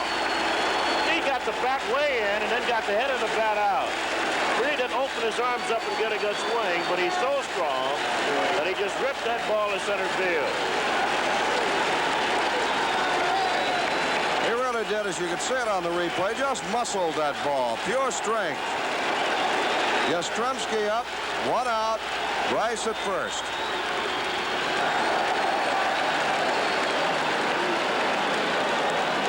Yastrzemski homered leading off the second. He struck out in the fourth. Boston leads 2-0.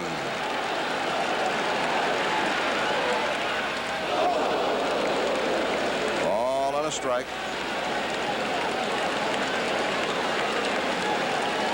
Yastrzemski batting .277 for the year.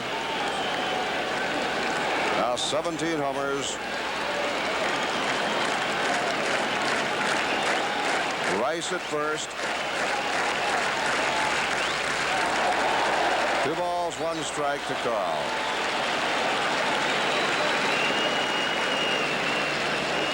Now the plate umpire will take a look at the baseball. Don Dankinger calls for it. Rubs it out and gives it back.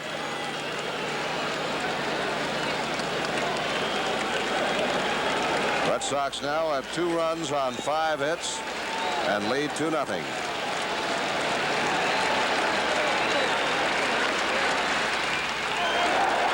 3 balls and a strike to Yastrzemski.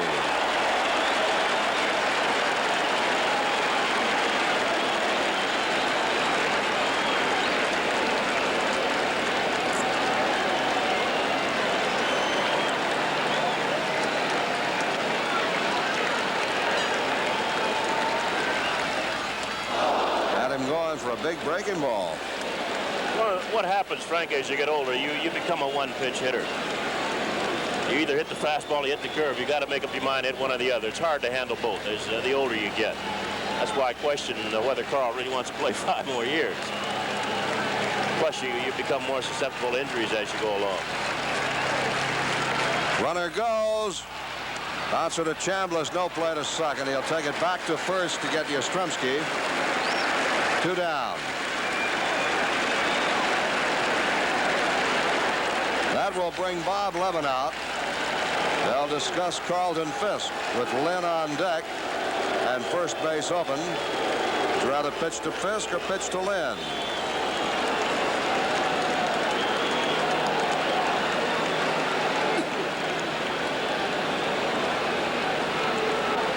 Bob Lemon with his very low-key approach to baseball, making the decision as to whether or not to pitch to Fisk.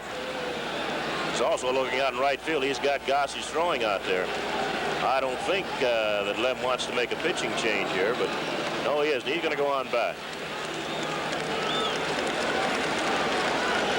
Well, in the last 2 American League playoffs, to decide the season winner, Bob Lemon has watched the games from the dugout. In 1948 as a pitcher for the Cleveland Indians. In 1978 as the manager of the Yankees. In this same ballpark. And it looks like they're going to put Fisk on. That was the decision they made out on the mound. They would rather pitch to the left-hand hitting Lynn. This will be the first walk given up by Guidry, and it is an intentional walk. Guidry has struck out 4 men.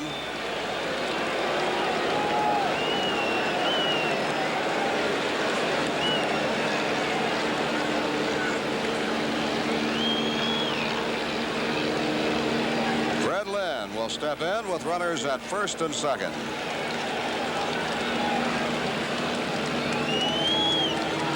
Ball 4 is thrown, and Fisk goes to first. Runners first and second, 2 outs. Boston leading 2-0 here in the bottom half of the 6th. Fred Lynn, the batter. Lynn in the 2nd inning hit a ball to deep center field, and Mickey Rivers ran down and caught. Then in the 5th, he grounded back to the pitcher, Guidry.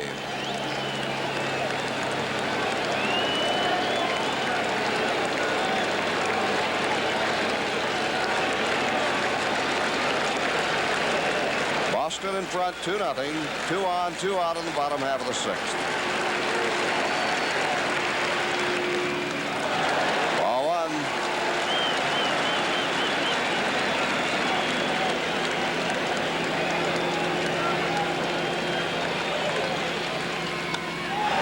That is slicing foul, well back in the seats and left. 1 ball, 1 strike.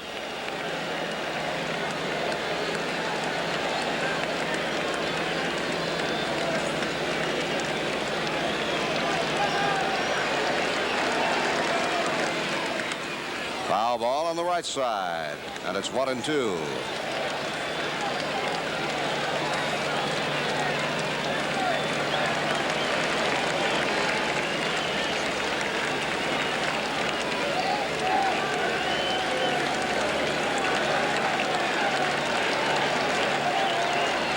Runners first and second, 2 out.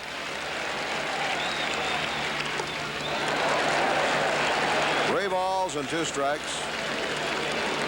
Make that 2 balls and 2 strikes on Lynn. 2-2. And now it is 3-2, and the runners will be going.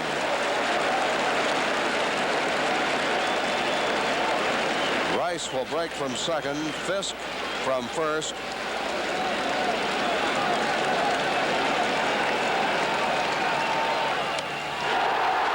Right field. Pinella's after it. And he's got it. What a catch by Piniella. Made a basket catch going back toward the corner.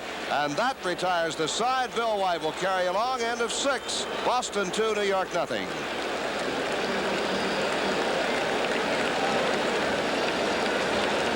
Keith Jackson, after you've joined us today, wherever you might be, because we've got a thriller going here at Fenway. 2-0 Boston to the 7th. And once again, here's Keith. Nettles, Chambliss, White for New York. As we go to the top of the 7th, Red Sox threatening to roll them up in the bottom of the 5th, but were turned away with only 1 run to lead it 2-0. I'll tell you, 3-4 runs would look awfully big right about here, wouldn't it? Oh. Greg Nettles checks, and it cost him strike. Now there is the other pitch that Torres came up with in his last start. He took a little bit off of the slow curveball. You saw Nettles out in front of it. As the game wears on, it's incumbent on a pitcher to change his assortment of pitches. Rotate them at least. That's high, a mile high for the right fielder, Jim Wright.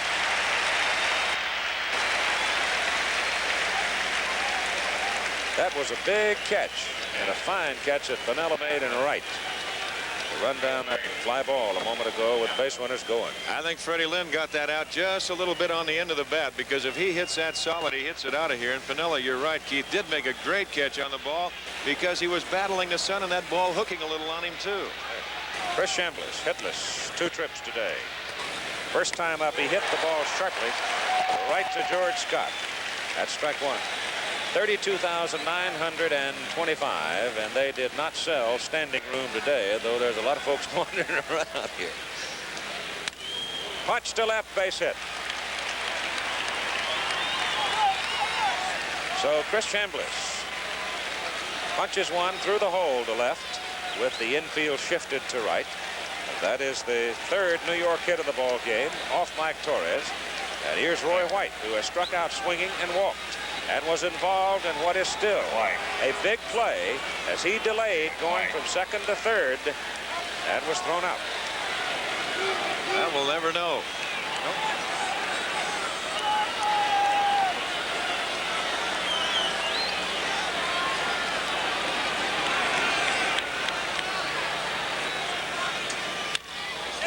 That's a base hit. Chris Chambliss turns second, hangs on as Lynn fires back in.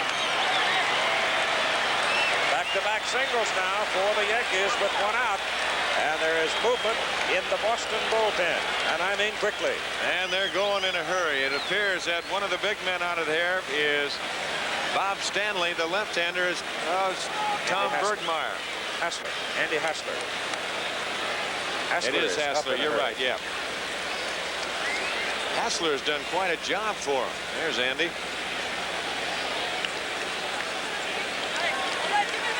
And we're going to have a pinch hitter, I believe, right here for Brian Doyle. It's going to be Jim Spencer to come on out. Jim Spencer, a left-handed hitting infielder, first baseman, will come to the plate and pinch hit for Brian Doyle. That probably means Fred Stanley will go in defensively at second base for New York. So the Yankees now with 1 out get successive singles from Chambliss on a punch to left. White hit it up the middle. And here's New York. Now going back over the scorebook, Mickey Rivers led off the game, got aboard and stole second base. The Yankees back in the 4th inning had Piniella aboard to lead off the inning. Couldn't do anything with it. And then in the 5th inning, they had White aboard to lead off the inning and couldn't do anything with it. Spencer 7 for 23 pinch hitting this year, 304 average, has 1 homer. He has knocked in 9 runs as a pinch hitter. Don Zimmer now walks to the mound. He will have a conversation with Torres and with Fisk, and it is Fisk from whom he wants absolute honesty. That's exactly right. And you'll see a lot of managers and the pitchers, they sometimes will have a tendency to maybe say something with their heart that they do feel good, but physically, why, they might be losing it a little bit. And a lot of managers, as they make their way to the mound, Zimmer will stay with Torres right here. They will ask the catcher, how's he throwing? And he wants to know the truth right there. So Don taking a little extra time as he gives the time to his bullpen in Stanley and Hassler.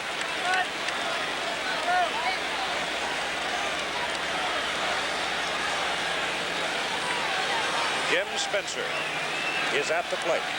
He started only 1 game since early September the 4th as a DH on Saturday against Cleveland. Half of the 70 games he's played have been as a designated hitter.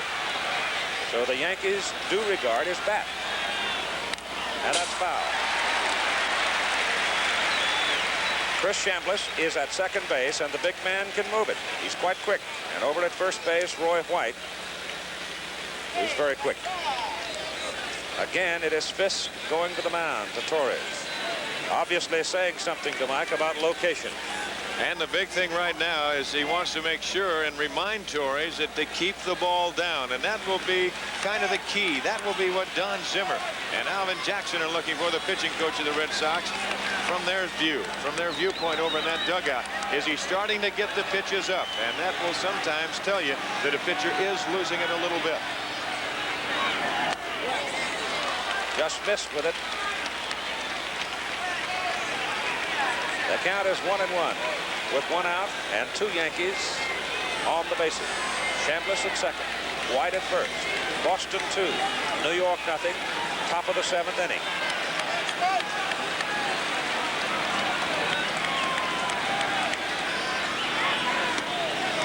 That pitch is low inside, and the count is 2-1. And the big thing right here is if you get away from that one thing that you don't try and overthrow. If you can just stay within the same pattern that you were throwing before. Even though you're in a little bit of a jam, you've got 1 out, and you've still got the double play in order, and you've got a good double play man at the plate as Don Zimmer reaches in for a little nourishment. He's adding to it, isn't he? There's Alvin Jackson on the right of your screen. Ball is hit out to left field for Yastrzemski. 2 out.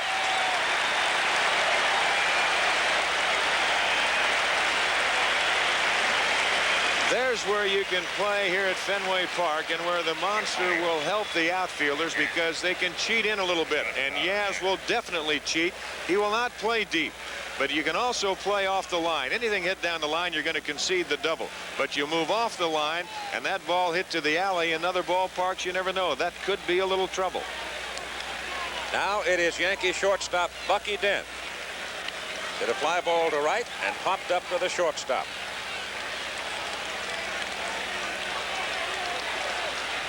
You are now getting into, in vernacular of football, 4-down territory as we're in the 7th inning. And every opportunity missed will grow more and more costly. Checked and took. Low. Ball 1. Chambliss at second. White at first. They had successive singles with 1 out. Now the bench batter Spencer retired on a fly ball to left. Dent against Boston, a .314 hitter. So Bucky has had his base hits against Boston pitching.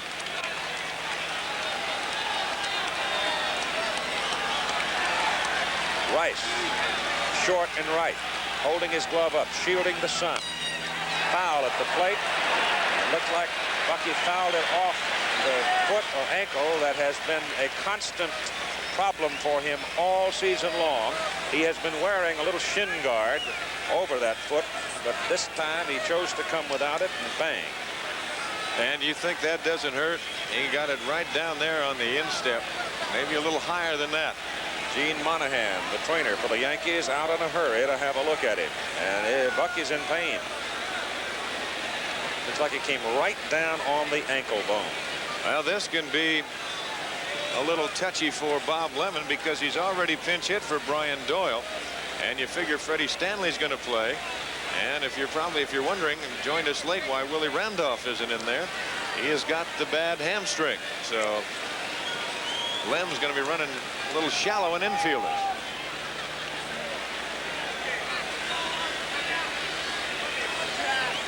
Dent will stay, try to shake it off. But when you have a long time bruise and it never really quite heals, and you just keep banging on it and banging on it, every time you do it, it just gets worse and worse.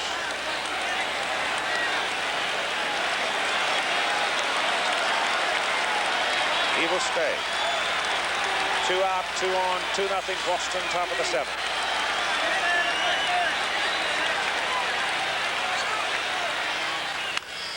Hit high in the air to left field. Going to the corner, Yastrzemski. It's over the wall. It's a home run for Bucky Dent. Yankees get the lead 3-2, and it just cleared the run score. Just cleared the top of the wall in left. Now the Yankee dugout, who has been very quiet up till right now, they are out in fourth. The great Bucky Dent, and that ball just did get out of here, but he got the fastball up over the plate. And that ball just skimmed the top, and the Yankees now take the lead by a score of 3-2. And the Red Sox fans are stunned here at Fenway. Let's look at it again. There it was, up over the plate, and Dent rode it right out of here. But so close, just barely. Cleared the top of the wall. And it's 3-2 New York in the top of the 7th inning. Mickey Rivers now with the bases clean. Torres shocked. Don Zimmer stunned. He went to the mound. He had a talk with Torres and with Fisk. He chose to stay with him. And up came the pitch to Dent. And he lost it. There's a strike.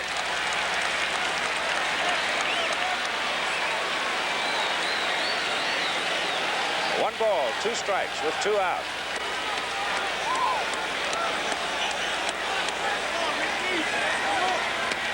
Inside. 2 balls and 2 strikes. Stanley and Hassler in the bullpen. The line score.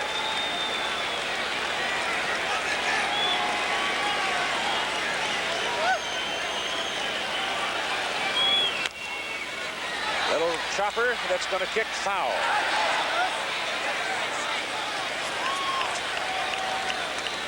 Bucky Dent, the man of the moment, possibly of the entire season for the New York Yankees, as he jumped on that fastball and hit it just over the green monster. Watch how close it is. The ball just settled into the screen. It was almost so close, it almost sit up there and lay on top of that wall, but that's as far as you have to hit him right here. About 320 feet. That pitch is low to Mickey. And it's a full count now, 3 balls and 2 strikes. And George Steinbrenner, for the first time today, started to enjoy himself, I think.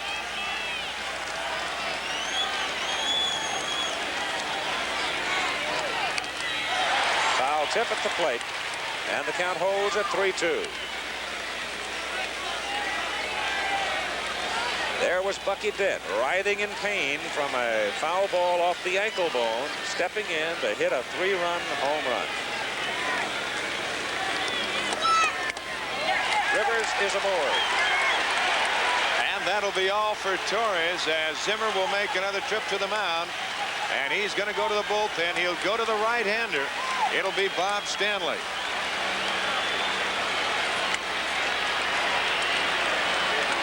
So Bob Stanley, who had an outstanding season for the Boston Red Sox, comes trotting in from the bullpen.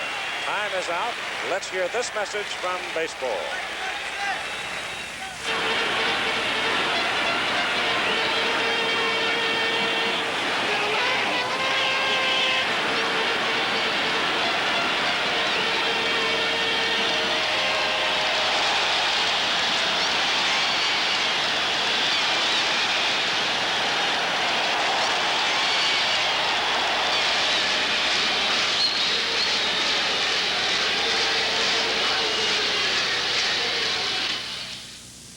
The preceding was a message on behalf of Major League Baseball. The Super Bowl champion Dallas Cowboys battle the undefeated Washington Redskins. Then tomorrow night, ABC Sports begins coverage of baseball playoff action with Game 1 of the American League Championship Series tomorrow night on ABC.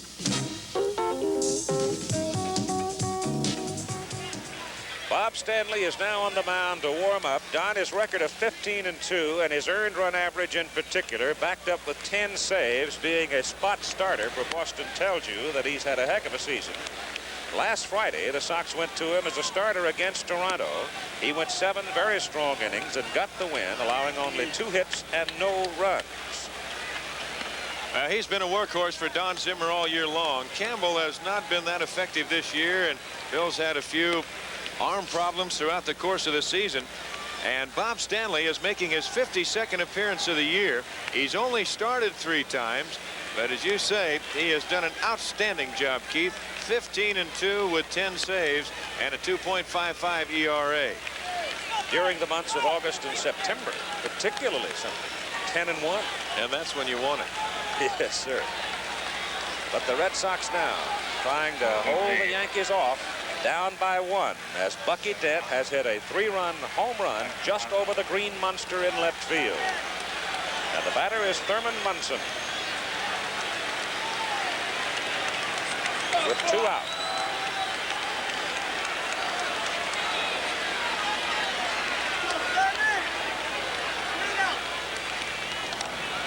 They go to first, and it's close on Rivers as Mickey fell away from George Scott. Mickey trying to edge up that line and get a big break toward second base with 2 out. Now he's a little more conservative. The shadows playing a little part in this game right now, too, because you can see as we get on our high camera and move out towards the pitcher's mound from home plate, you can see the shadows have been moving out during the course of the game, and Stanley coming out of the sun and into the shadows, and that can make it a little tough on the hitter, but not on Mr. Bucky Dent. Rivers going. Munson swings and misses, and Fisk bounces the throw to the second baseman Remy, and Rivers has stolen his second base in this game.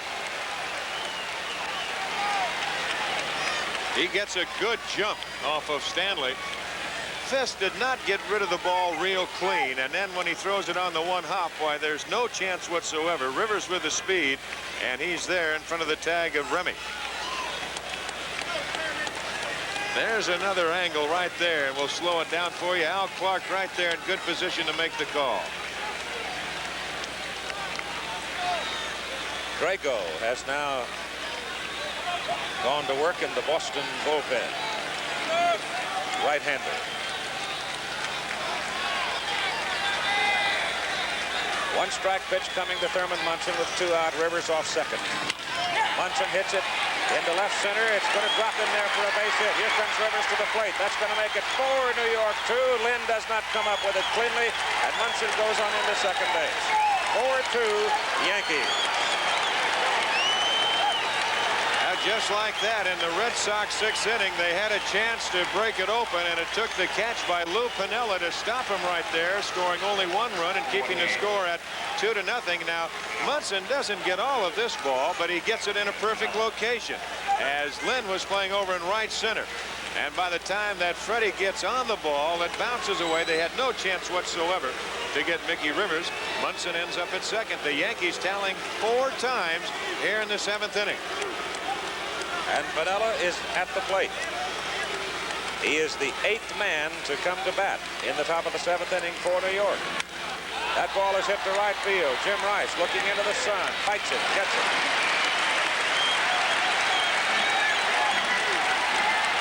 The New York Yankees score 4 in the 7th after 6.5 lead, 4-2. Parting is such sweet sorrow. S-Mark, providing over $5 billion worth of needed products annually for you and your world. Bucky Dent, Yankee shortstop. Quiet man, .243 batting average. But his 5th home run of the season, oh boy, did it wake up New York City. And Yankee fans all over the country stunned the crowd in Boston. Lou Piniella there on the right side of the picture made that running catch fighting the sun in the bottom of the 6th inning that sort of kept the Red Sox backed up a little bit. It was off the bat of Fred Lynn to end the inning with 2 base runners aboard. The batter now, Butch Hobson. George Scott next, then Jack Brohammer. And Hobson swings and misses. Ron Guidry given a reprieve. He was almost gone in the bottom of the 6th. The hook had not quite set. Nope. Foul by Hobson. It's 2 strikes. If Piniella doesn't make that catch in right, Guidry's gone, and he's down probably 4, at least 4. Well, you got to figure 2 runs would have scored right there. They were all running on the pitch.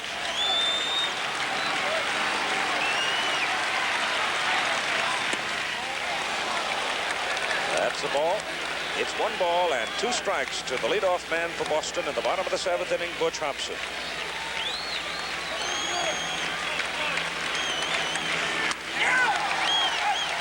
Struck him out.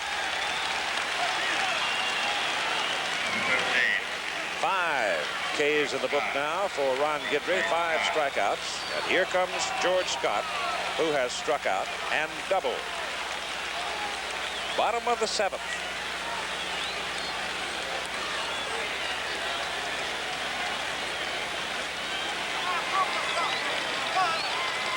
Shadows now covering almost half the infield, making right field very treacherous because that fielder has to look into the sun.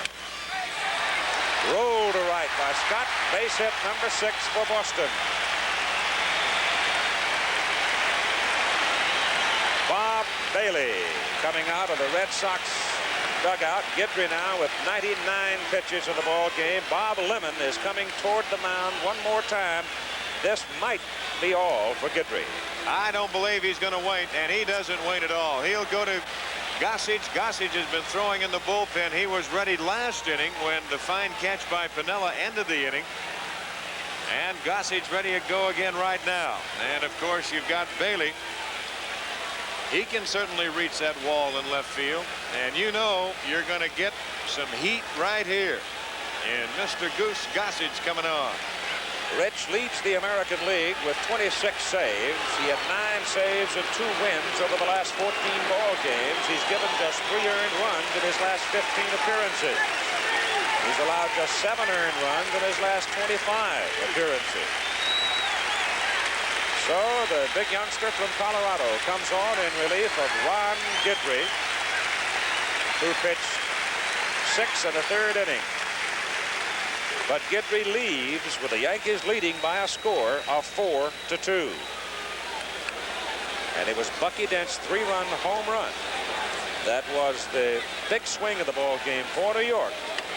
After successive singles by Chambliss and White, and then Rivers was walked, stole second, and Munson delivered him with a run that may be pretty big before this one is done. It very well could be. And Gossage right now making his 63rd appearance of the year. A record of 10 wins, 11 losses, 26 saves on the year. He's right up there with the California Angels fine left-hander Dave LaRoche with that Fireman of the Year award that goes to the relief specialist. And a fine ERA of 1.91. There has been, as we watch Goose warm up, a lot of conversation about the MVP in the American League. And, of course, the primary conversation deals with Jim Rice of Boston and with Ron Guidry of the Yankees. Guidry seems a certainty for the Cy Young Award in the American League. Question is, should he have the MVP as well? And it's one of those things you can argue about for a long time. Goose is about ready on ABC's World News tonight. We invite you to stay tuned. Right after the ball game, Frank Reynolds in Washington, Max Robinson, Chicago, Peter Jennings, Rome, news correspondents all over the world bring you up to date. We'll have a taped conversation between the pilot and the tower of last week's tragic air crash in San Diego on ABC's World News tonight, later today. Bailey is up to face Gossage, and Goose throws it outside. Bailey has been around for a long time. Came originally out of Long Beach, California as a pinch hitter for Boston, 1 for 12. That is fouled out of play. He was one of the big bonus babies way back when it was big news. That's right. That was back in the... LeGrand was still at Van Nuys High School. Don't tell Beatles that.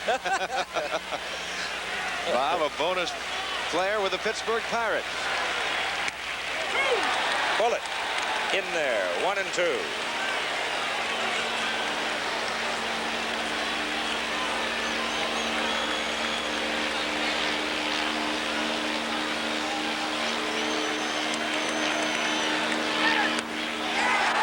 Another bullet. And Bailey is gone looking.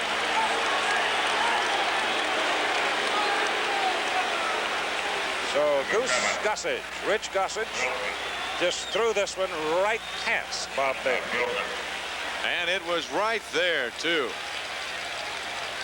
Looked Bailey like just couldn't pull the trigger. clinches when he catches it. Bob just couldn't pull the trigger right there. Burleson against Gossage, 5 for 29. Strike. When he's got the pitch in the strike zone, he is intimidating and overpowering.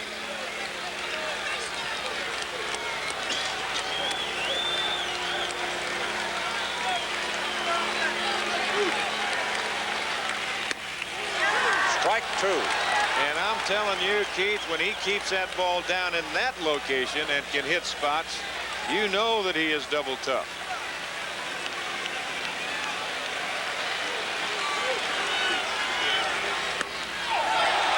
The runner, George Scott, goes to second base as the pitch comes to the backstop.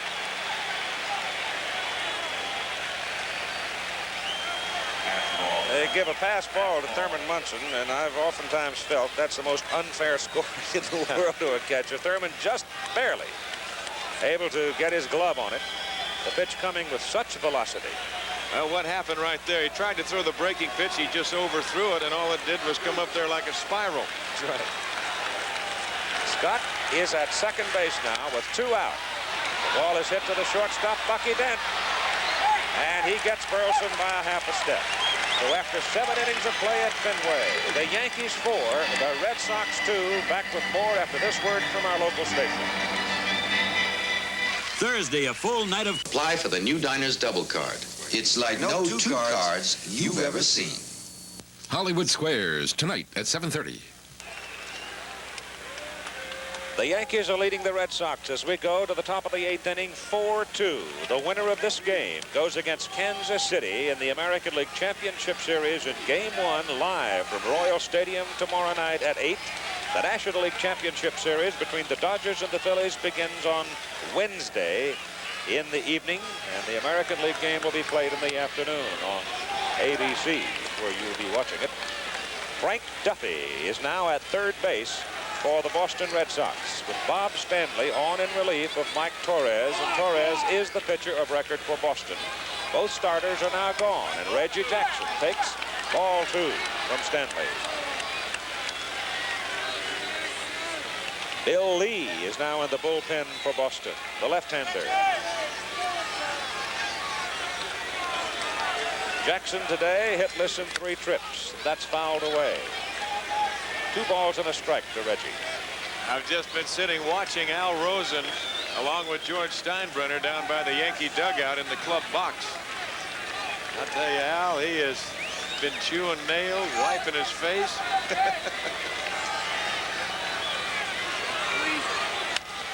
High drive, center field, way in the air. Lynn looking, it is gone.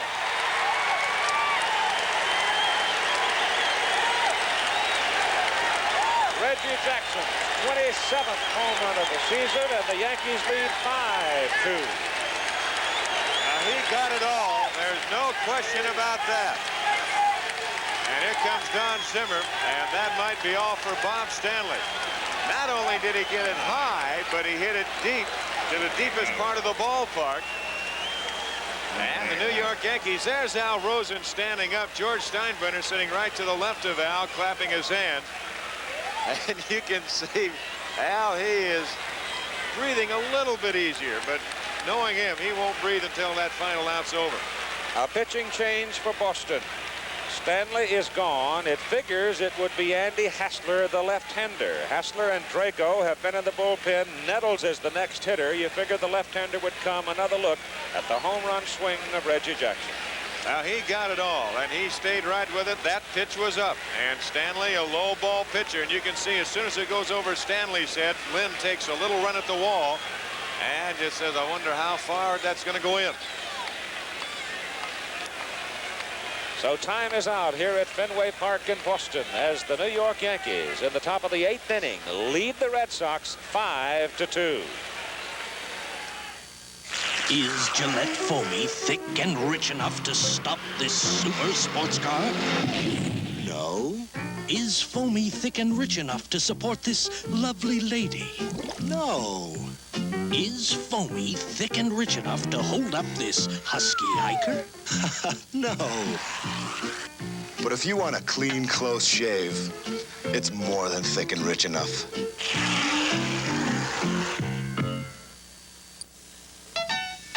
lot of cars are like pizzas. To get a lot on them, you gotta pay a lot extra. But not the 1979 Chevy Chevette. It comes with a lot already on it. Chevette ignores the pizza principle. With it, you get an AM radio, reclining bucket seats, console, white striped tires, and more, all at no extra cost. So avoid the pizza principle. Hi, Richie. Get a car with a lot already on it. Get the best-selling small car in America, Chevy Chevette. It's a lot of car for the money. Hi, Richie. Hi, kid. If you suffer with athlete's foot, you should know what these students helped us prove. Here at the University of New Mexico, in a major clinical study, proof that nothing is more effective than Desinex. So if you're still suffering with athlete's foot, don't blame Desinex. Reggie Jackson in the Yankee dugout, having struck his 27th home run. He and Greg Nettles, who is now at the plate, have 27 on the season. Al Rosen at the left, George Steinbrenner at the right. Cedric Tallis right there over the shoulder of Al Rosen on the left of the picture, who was involved in the building of that Kansas City ball club that, unless Boston does something dramatic, the Yankees will be facing tomorrow night for the American League Championship for a third successive year. And as I said before, it's going to be interesting to see how Mr. Momentum carries on in the Royals Stadium in Kansas City. The Royals have clinched their division for the last few days, finishing out the season, and the Yankees going into the extra game. Hassler delivers. Greg Nettles checks on it.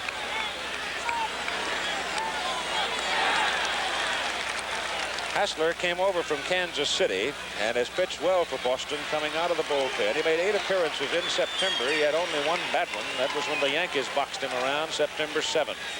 Andrew Earl Hassler, born in Texas City, Texas. Big fella, 6'5", 215. Dex, Greg Nettles. And they got the curveball high and inside, and Nettles not taking any chances, moving out of the way. 1 ball and 2 strikes.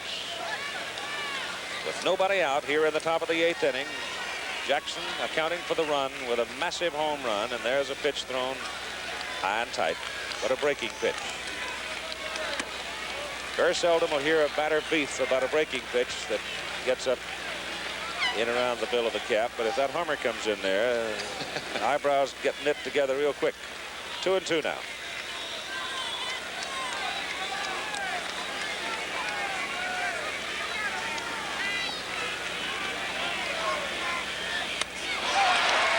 Swing and a miss.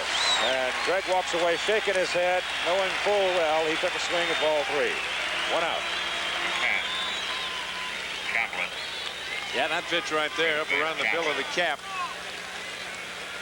And you get a big left-hander out there like Hassler, and he comes at you and side wheels you just a little bit. And he's got good stuff at times. It's just had control putting it together, but evidently, why, maybe they found a secret here at Boston. Kind of a different set of numbers for Chambliss, hitting better against left-handers than against right-handers. Rolls this one to right field. Great play by Remy.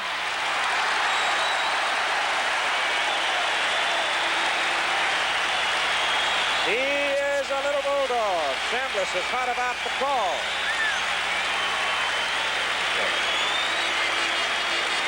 Lemon started out of the dugout to go across and get Chris and bring him back. But Chambliss stopped the argument and returned himself. Let's have another look. Well, Remy goes deep to the hole, and he makes himself quite a play because that has base hit written all over it. And then he gets up, sets himself, takes a little time. There he gets the ball. Now taking a little extra time, and you look at it again. Well, I don't know. It's hard to see from that angle with Chambliss and Scott both blocking the view of our camera angle. Jim Evans called him out. That's 2 out. Base is empty, and Roy White hitting from the right side against the left-hander, bounces it over to Remy, and he's thrown out, and the inning is over. But the Yankees tack on 1 more run, and after 7.5 innings of play, it is New York 5, Boston 2. The problem. GM Parts.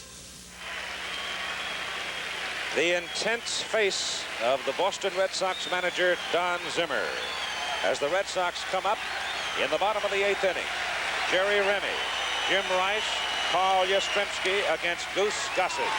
And Gossage just blew the Red Sox away in the bottom of the 7th as he came on in relief of Guidry. That is foul. It is 2 strikes on the Red Sox second baseman. Gossage came in, struck out Bailey looking, got Burleson on the roller to short. Boy, the wares of a pennant race on the face of Don Zimmer. 2-strike count continues on Remy. The line score there. 2 home runs for New York. A 3-run shot by Dent. A solo by Jackson. Down the line, base hit for Remy. It'll go for 2. Little flyer is around first, goes into second as Piniella hurries the throw in. No, it is not over. And it will not be over until the final out is recorded here at Fenway as we take another look at it. Gossage with the infield, outfield playing Remy to hit to the opposite field. Went with a breaking pitch and got it down and in. And Remy hit it right down the line. And he's at second base with a stand-up double. And you can't tell at Fenway, Keith. You just at times cannot get too many runs. Jim Rice is at the plate. Yastrzemski is on deck. And the pitch is low. Power against power right here with Gossage against Rice. Yaz waiting. Swing and a miss. That was a letter-high fastball. He got it in on him just a little bit. And if you're going to get it up in there to Jim Rice, you better make sure you get it inside. Yankees 5, Red Sox 2, Boston in the bottom of the 8th inning with a threat. Rice hits it high in the air on the right side, and Piniella coming in a hurry, looking into the sun, makes the catch, and throws quickly across to hold Remy at second base, 1 out. Well, you can see how treacherous that sun was. Freddie Stanley, the second baseman, he knew he couldn't catch it, but running out and pointing in the air, make sure that Piniella didn't lose the ball. With 1 out, Carl Yastrzemski is at the plate now to face the big right-hander who will winter in Breckenridge, Colorado.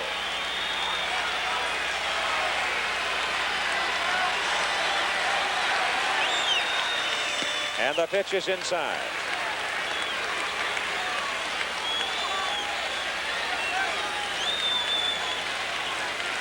Shadows covering virtually all of the infield. Only the first and second basemen are in the sun. That pitch is inside. No activity in the New York bullpen right now. Sparky Lyle would seemingly be the man. I would have to think that would be the case. If they lose Gossage, they go to Lyle. No question about that.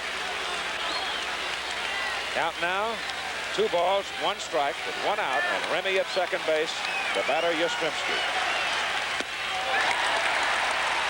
Ball 3.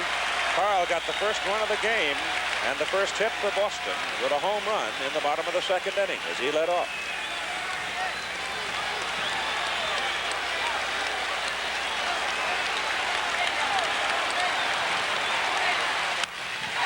Hit up the middle for a base hit. Here comes Jerry Remy around second base. Rivers has it. He will not have any opportunity as Remy scores, and it's now 5-3. And the old pro does it one more time.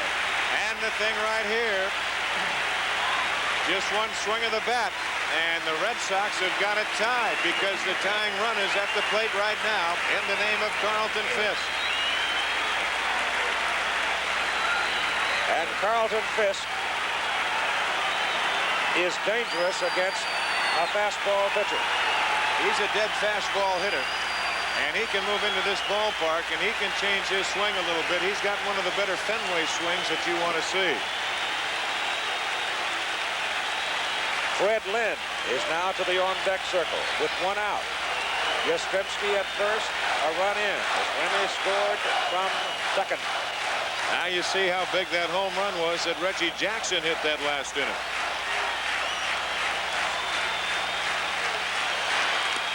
Low, ball 1. The winner of this game goes to Kansas City tonight and will begin play for the American League pennant tomorrow night. And there's still, as you look at Yastrzemski at first, nobody throwing in the Yankee bullpen.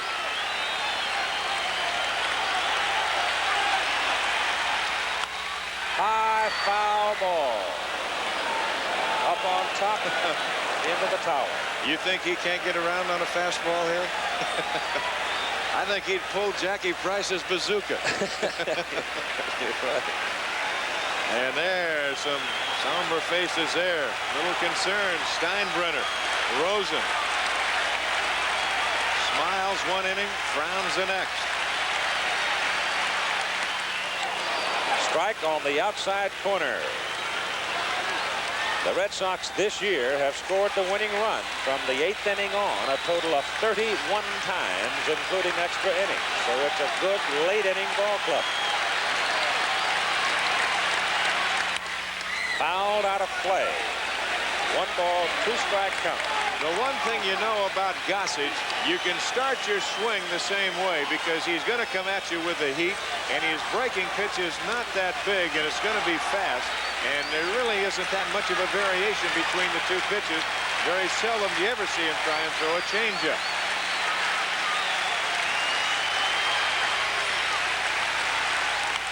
Fouled out of play. There he tried to spin one in there, and Fisk fought it off. It was a defensive swing by Fisk. 5-3. New York leads. Boston batting bottom of the 8th inning. Boston led 2-0. Bucky Dent hit a 3-run homer. The pitch to Fisk is hit high in the air, and it again will come out of play. Made it 3-2 New York on Dent's home run. And then Thurman Munson delivered a run with a double to left center field, and then Reggie Jackson hit a solo home run in the top of this inning for the 5th New York run. 5-3 with 1 out. And Yastrzemski at first base, and Fisk checks and takes just low. 2 balls, 2 strikes. Johnny Pesky, number 35, coaching Carl Yastrzemski there at first base. 1948, Cleveland, and Boston played here in a single playoff game with Cleveland winning. Bob Lemon and Johnny Pesky were active at that time as players, and that pitch is high. 3-2. Every time you see Pudge Fisk up with pressure on him, it's easy to remember that 1975 World Series against Cincinnati when he hit that home run right down the line in left field.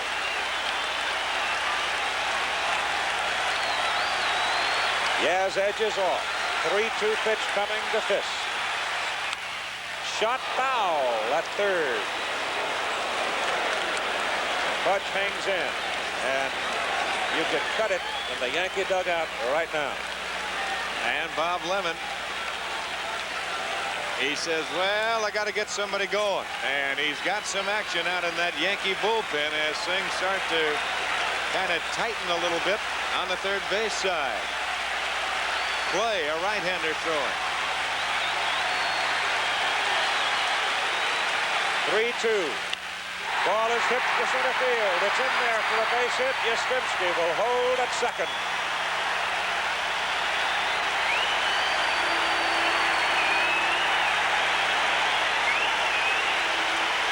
A double by Remy. Rice hit a pop to right field that Piniella caught. Yastrzemski delivered Remy from second base with a single. Fisk has now moved Yastrzemski up to second with another single. And now Sparky Lyle joins Ken Clay in the Yankee bullpen. Lyle is the left-hander and Clay is the right-hander. And the batter now to face Goose Gossage is Fred Lynn. 1 out. Red Sox have 2 base runners. Lynn, who has had a hot September with the bat. He has power to park it. He's got power, and he can hit that wall in left field for you anytime, too. Foul here. At our research fellow, Mr. Jerry Klein, hunting a safe place.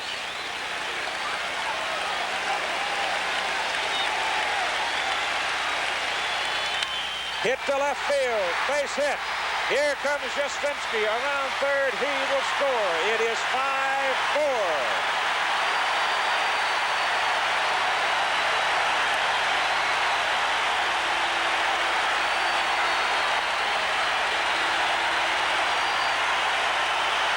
They can hear him in Martha's Vineyard right now. These Boston Red Sox fans on their feet, and they've got something to cheer about.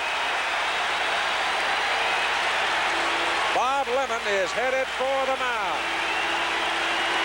Gossage came in and relief of Guidry and just blew the Red Sox away. But here in the bottom of the 8th inning, he has not been effective as Lyle and Clay crank up in the pen. Should be noted that Sparky Lyle has made only 2 appearances in the last 17 days. Whether or not he'll be sharp if he gets the call, you can't tell. But Lemon, for the moment, will leave Gossage.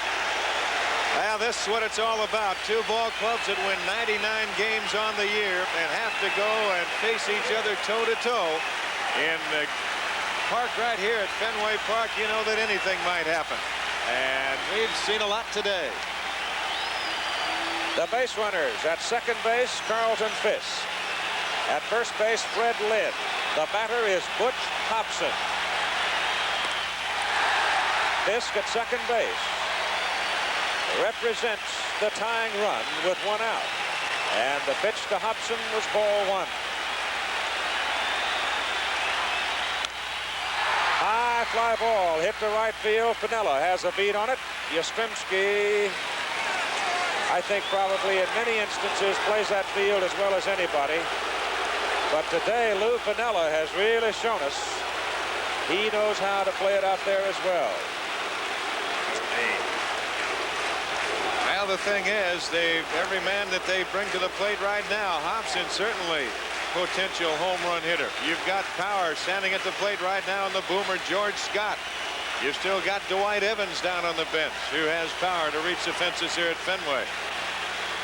And again, I tell you, there's some drained faces in that Yankee club box. The pitch to Scott is outside for ball 1. Fisk at second base, moving across the bottom of the picture there, representing the tying run for Boston as New York leads 5-4. Scott fouls it back. Boy, that was a fastball up in George's home run territory. Oh, yes, sir. I'll tell you, watch out. Rosen holding his head over that pitch. That's when your stomach, I tell you, is laying right up around your chest. Frank Duffy is on deck, the third baseman. Big swing and a miss. 1 and 2 on George Scott.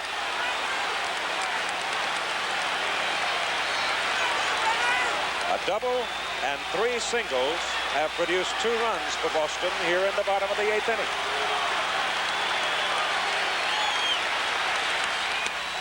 Struck him out.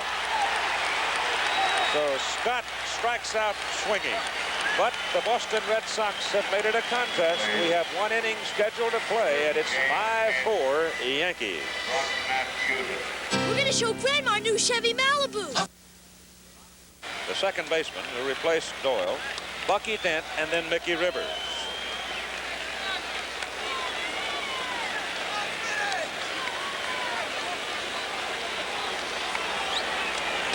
Stanley will lead off. Then comes the man that really started things for New York.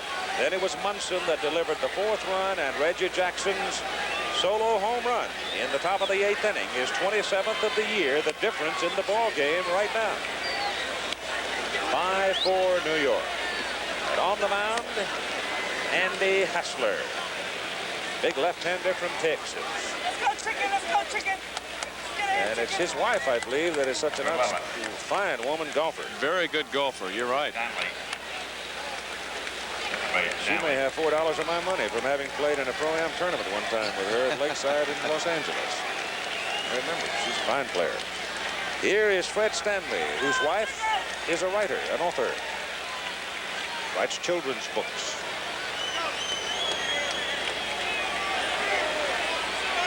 Hassler and Fisk, the battery for Boston. Top of the 9th inning, Stanley hits it sharply on the ground. Remy has it.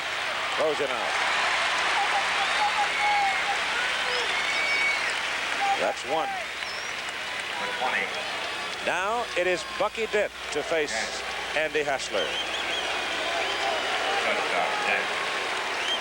Bucky would not be a terribly welcome house guest in the back bay tonight. Well, you look at him, and he's up on that bat handle. That's the same position he was when he hit the home run. And we said before, just didn't get out of here, but it looks like it's going to be 450 feet tomorrow in the paper. Paul Blair has moved to the on-deck circle and apparently will bat for Mickey Rivers. Blair, a right-handed hitter and a tremendous defensive outfielder. Hassler's in the strike zone with that one, and it is 1-1 with one out. These two teams represent in their own way two different stories of courage, really, as they have fought back, both of them, from tough times. High and foul on the roof. And there's some of the fans up there. You better make sure that ball gets up on the roof. Don't try and lean over. I was just thinking that. You get to wobbling around, it'd be a mess, wouldn't you? Well, don't try and circle it.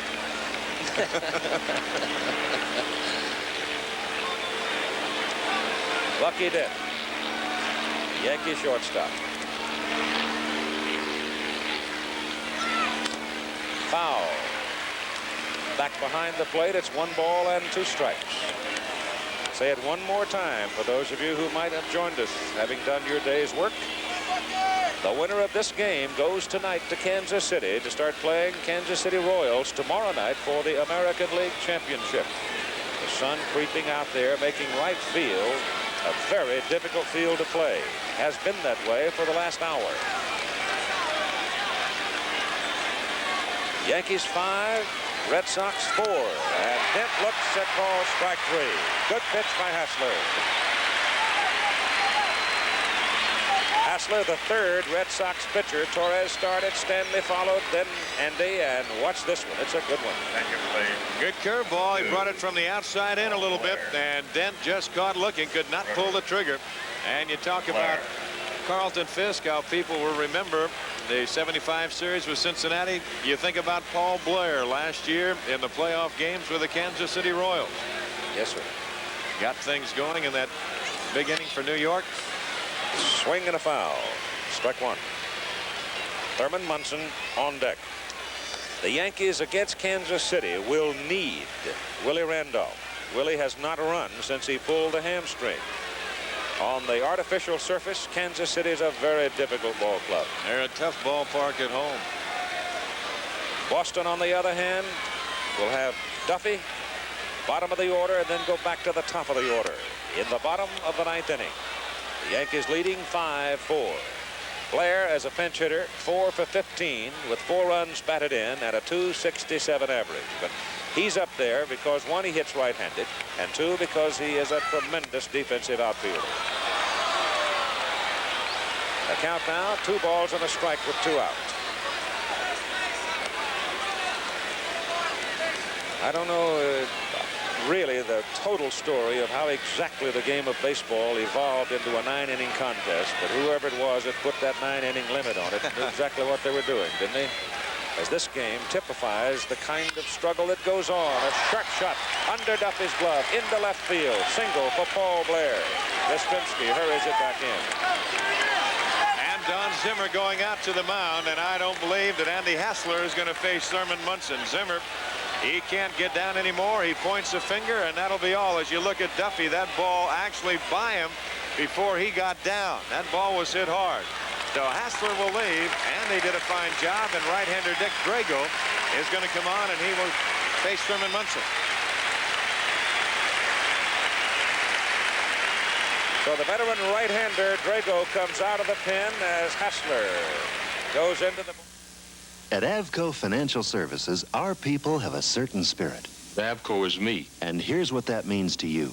We're there to loan money, but our primary concern is to help the customer solve his problems. The customer is what I care about more than anything. I treat the customer as a personal friend of mine. Well, my goodness, the customer is all important. Without the customer, you wouldn't have an Avco. The customer is everything. Avco Financial Services. Our people put you in the best company.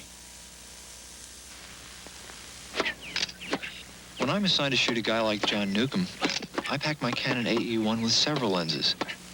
Because I'm after more than just John's form. Creativity means capturing his intensity. You try, John. Me? Sure.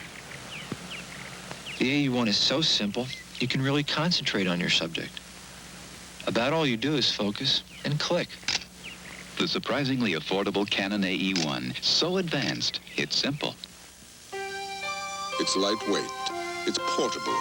It's virtually indestructible. You can hammer on it, saw on it, sand on it, paint on it, drive a screw on it, cut a pipe on it, paint a door on it, fix a picture on it, or a wheelbarrow, or a chair, or a bicycle. You can even have your lunch on it. The incredible Black & Decker Workmate. When America has a job to do, it reaches for Black & Decker.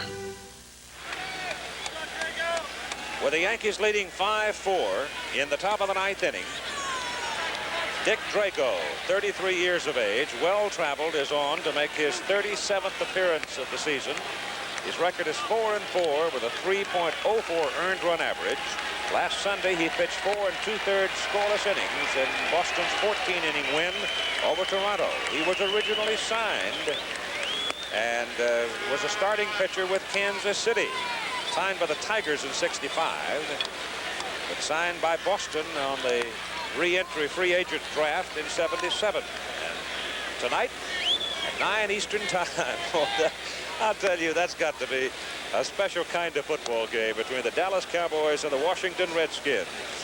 Howard Cosell will be with Frank Gifford and Don Meredith in Washington at RFK Stadium for that ball game.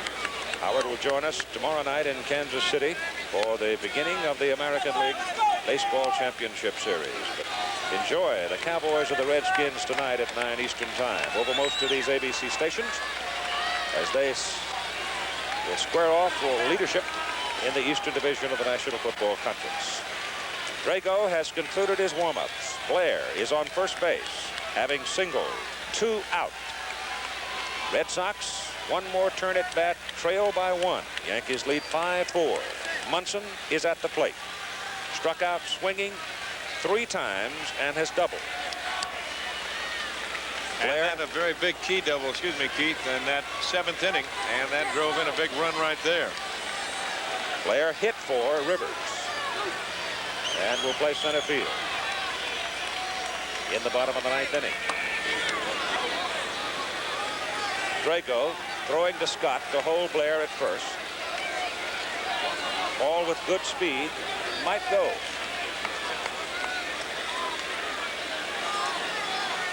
A run here for the New York would be so very big. Just low.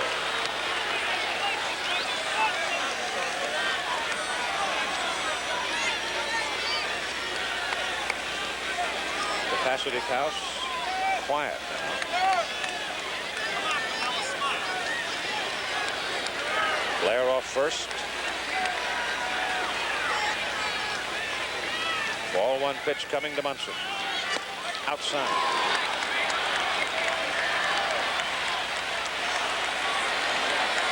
The Yankee catcher.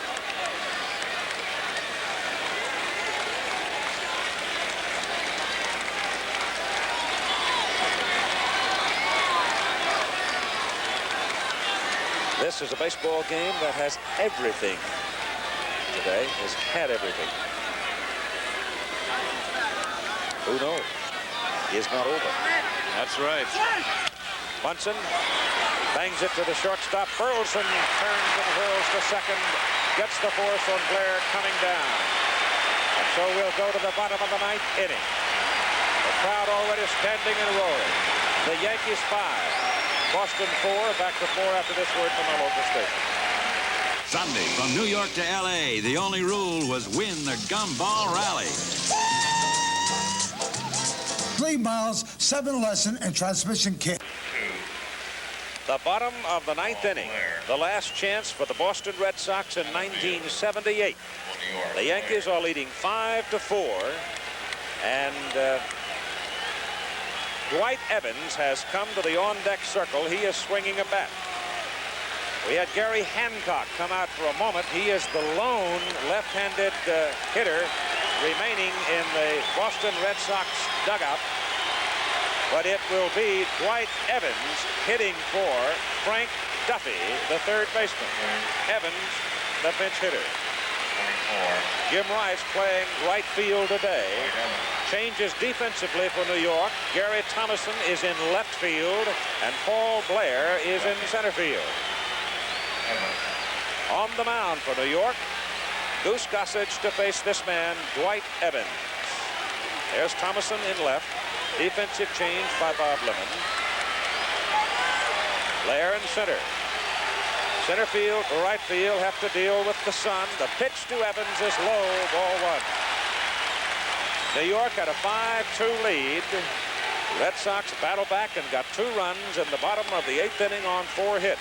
A double and 3 singles.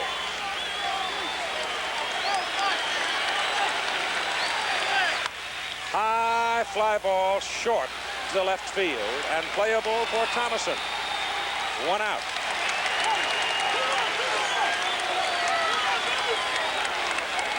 Now Goose Gossage needs 2 outs to send the Yankees into the American League playoffs for a 3rd successive season against Kansas City. The defending world champion. Rick Burleson struck out looking, bounced to 3rd, doubled and scored, rolled to short. The pitch is low, ball 1. George Steinbrenner, principal owner of the New York Yankees. Al Rosen to his left, Cedric Tallis in the middle. Anxiety there. Low, ball 2.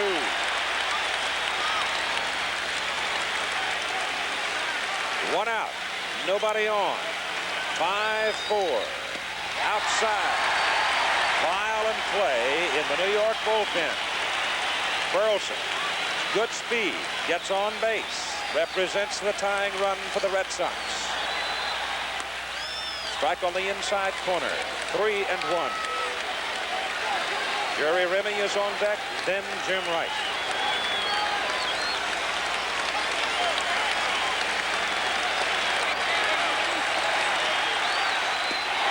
Ball 4, tying runs on.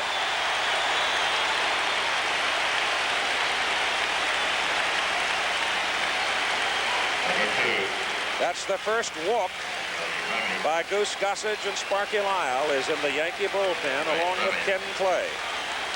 Looks like he might be ready to come if he gets the call from Bob Lemon. Don Zimmer, Al Jackson at his elbow. The batter, Jerry Remy, Jim Rice to the on-deck circle. The pitch is fouled away, out of play, going into the crowd as Greg Nettles chases it all the way to the wall.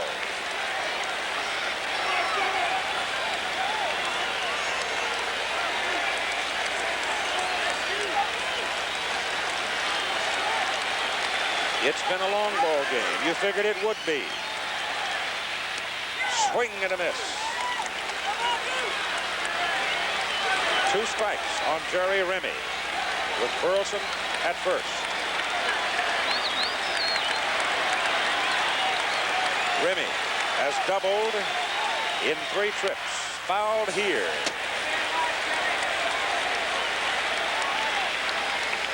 The Yankee dugout. Bob Lemon, man in the middle. Art Fowler. Clyde King standing behind Bob Lemon. Ball is hit to the right side. Piniella stares into the sun. Can't find it. It's in there for a base hit. Burleson stops at second base as Piniella had a brilliant throw in from right field. He lost the ball in the sun, but I don't believe he could have caught it. Maybe. But whatever, he had no chance because he simply couldn't see it. Now watch, Remy hit it right on the nose. The pitch was up over the plate, and Jerry got most of it. And you can see as we pick up Piniella in the outfield looking for it. And suddenly there was the ball in front of him. He might have been able to catch it. I don't know. Whatever, it goes for a base hit. Now the crowd is alive. The tying run is at second base in Rick Burleson. The batter is Jim Rice. Foul out of play. Jim Rice has singled in 4 trips today. 46 home runs on the regular season. Big hole left center for Rice. 1 out, 2 aboard. The winning run is at first base in Remy. The tying run at second, and Burleson Rice hits it high in the air and deep to right field. Piniella goes back. Has a bead, has it. Burleson tags at second, goes to third. 2 out. Rice did not get a lot of it. Fielded off to right. Now the batter. As Bob Lemon goes to the mound, the batter will be Carl Yastrzemski. Like I said, this ball game has had everything involving the personalities, the history of this rivalry, the history of this ballpark and the franchise, the fact that both the American and National Leagues this year went over 20 million for the first time in baseball history, totaling better than 40 million for both of them. The place is full today. Everything in the world I think you could want in a baseball game we've had here this afternoon. Bob Lemon will leave Rich Gossage. Carl Yastrzemski will come to the plate. Yaz, who has been here for so long, signed as a free agent by the Red Sox in 1959. Named to 14 All-Star teams in 17 years in the Major League.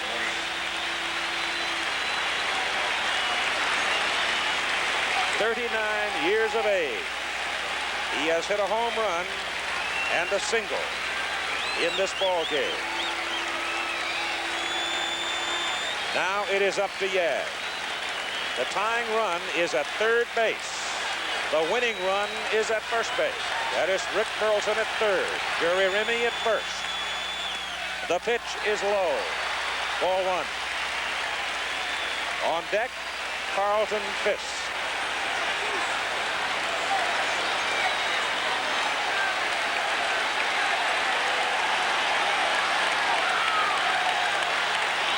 Goose Gossage. High pop-up. Nettles should have it. Yankees win.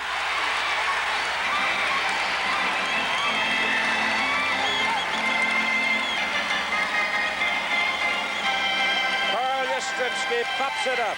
Just back at third base for Greg Nettles, and the New York Yankees have won their way into the American League Championship Series against Kansas City tomorrow night. The second time in American League history there has had to be a playoff game to determine a division champion or a champion of any kind. And it falls to Goose Gossage to come on in relief of Ron Guidry. And it was that solo home run by Reggie Jackson in the top of the 8th inning for that 5th New York run that made the difference. So there is a whole bunch of joy in that New York locker room as they make their way back into the quiet of it. It won't be quiet when they get there. As Al Rosen, the president of the Yankees, stands there. He's been sitting throughout the ball game with George Steinbrenner, the owner of the franchise. And it was not an easy game to just sit and watch, because this one had everything in it.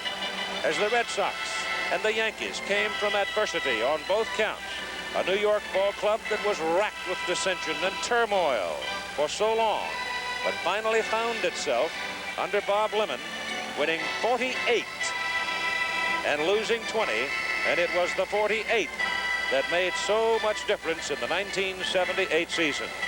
For the Boston Red Sox, they got off to a magnificent start, but then injuries started whittling into their playing ranks.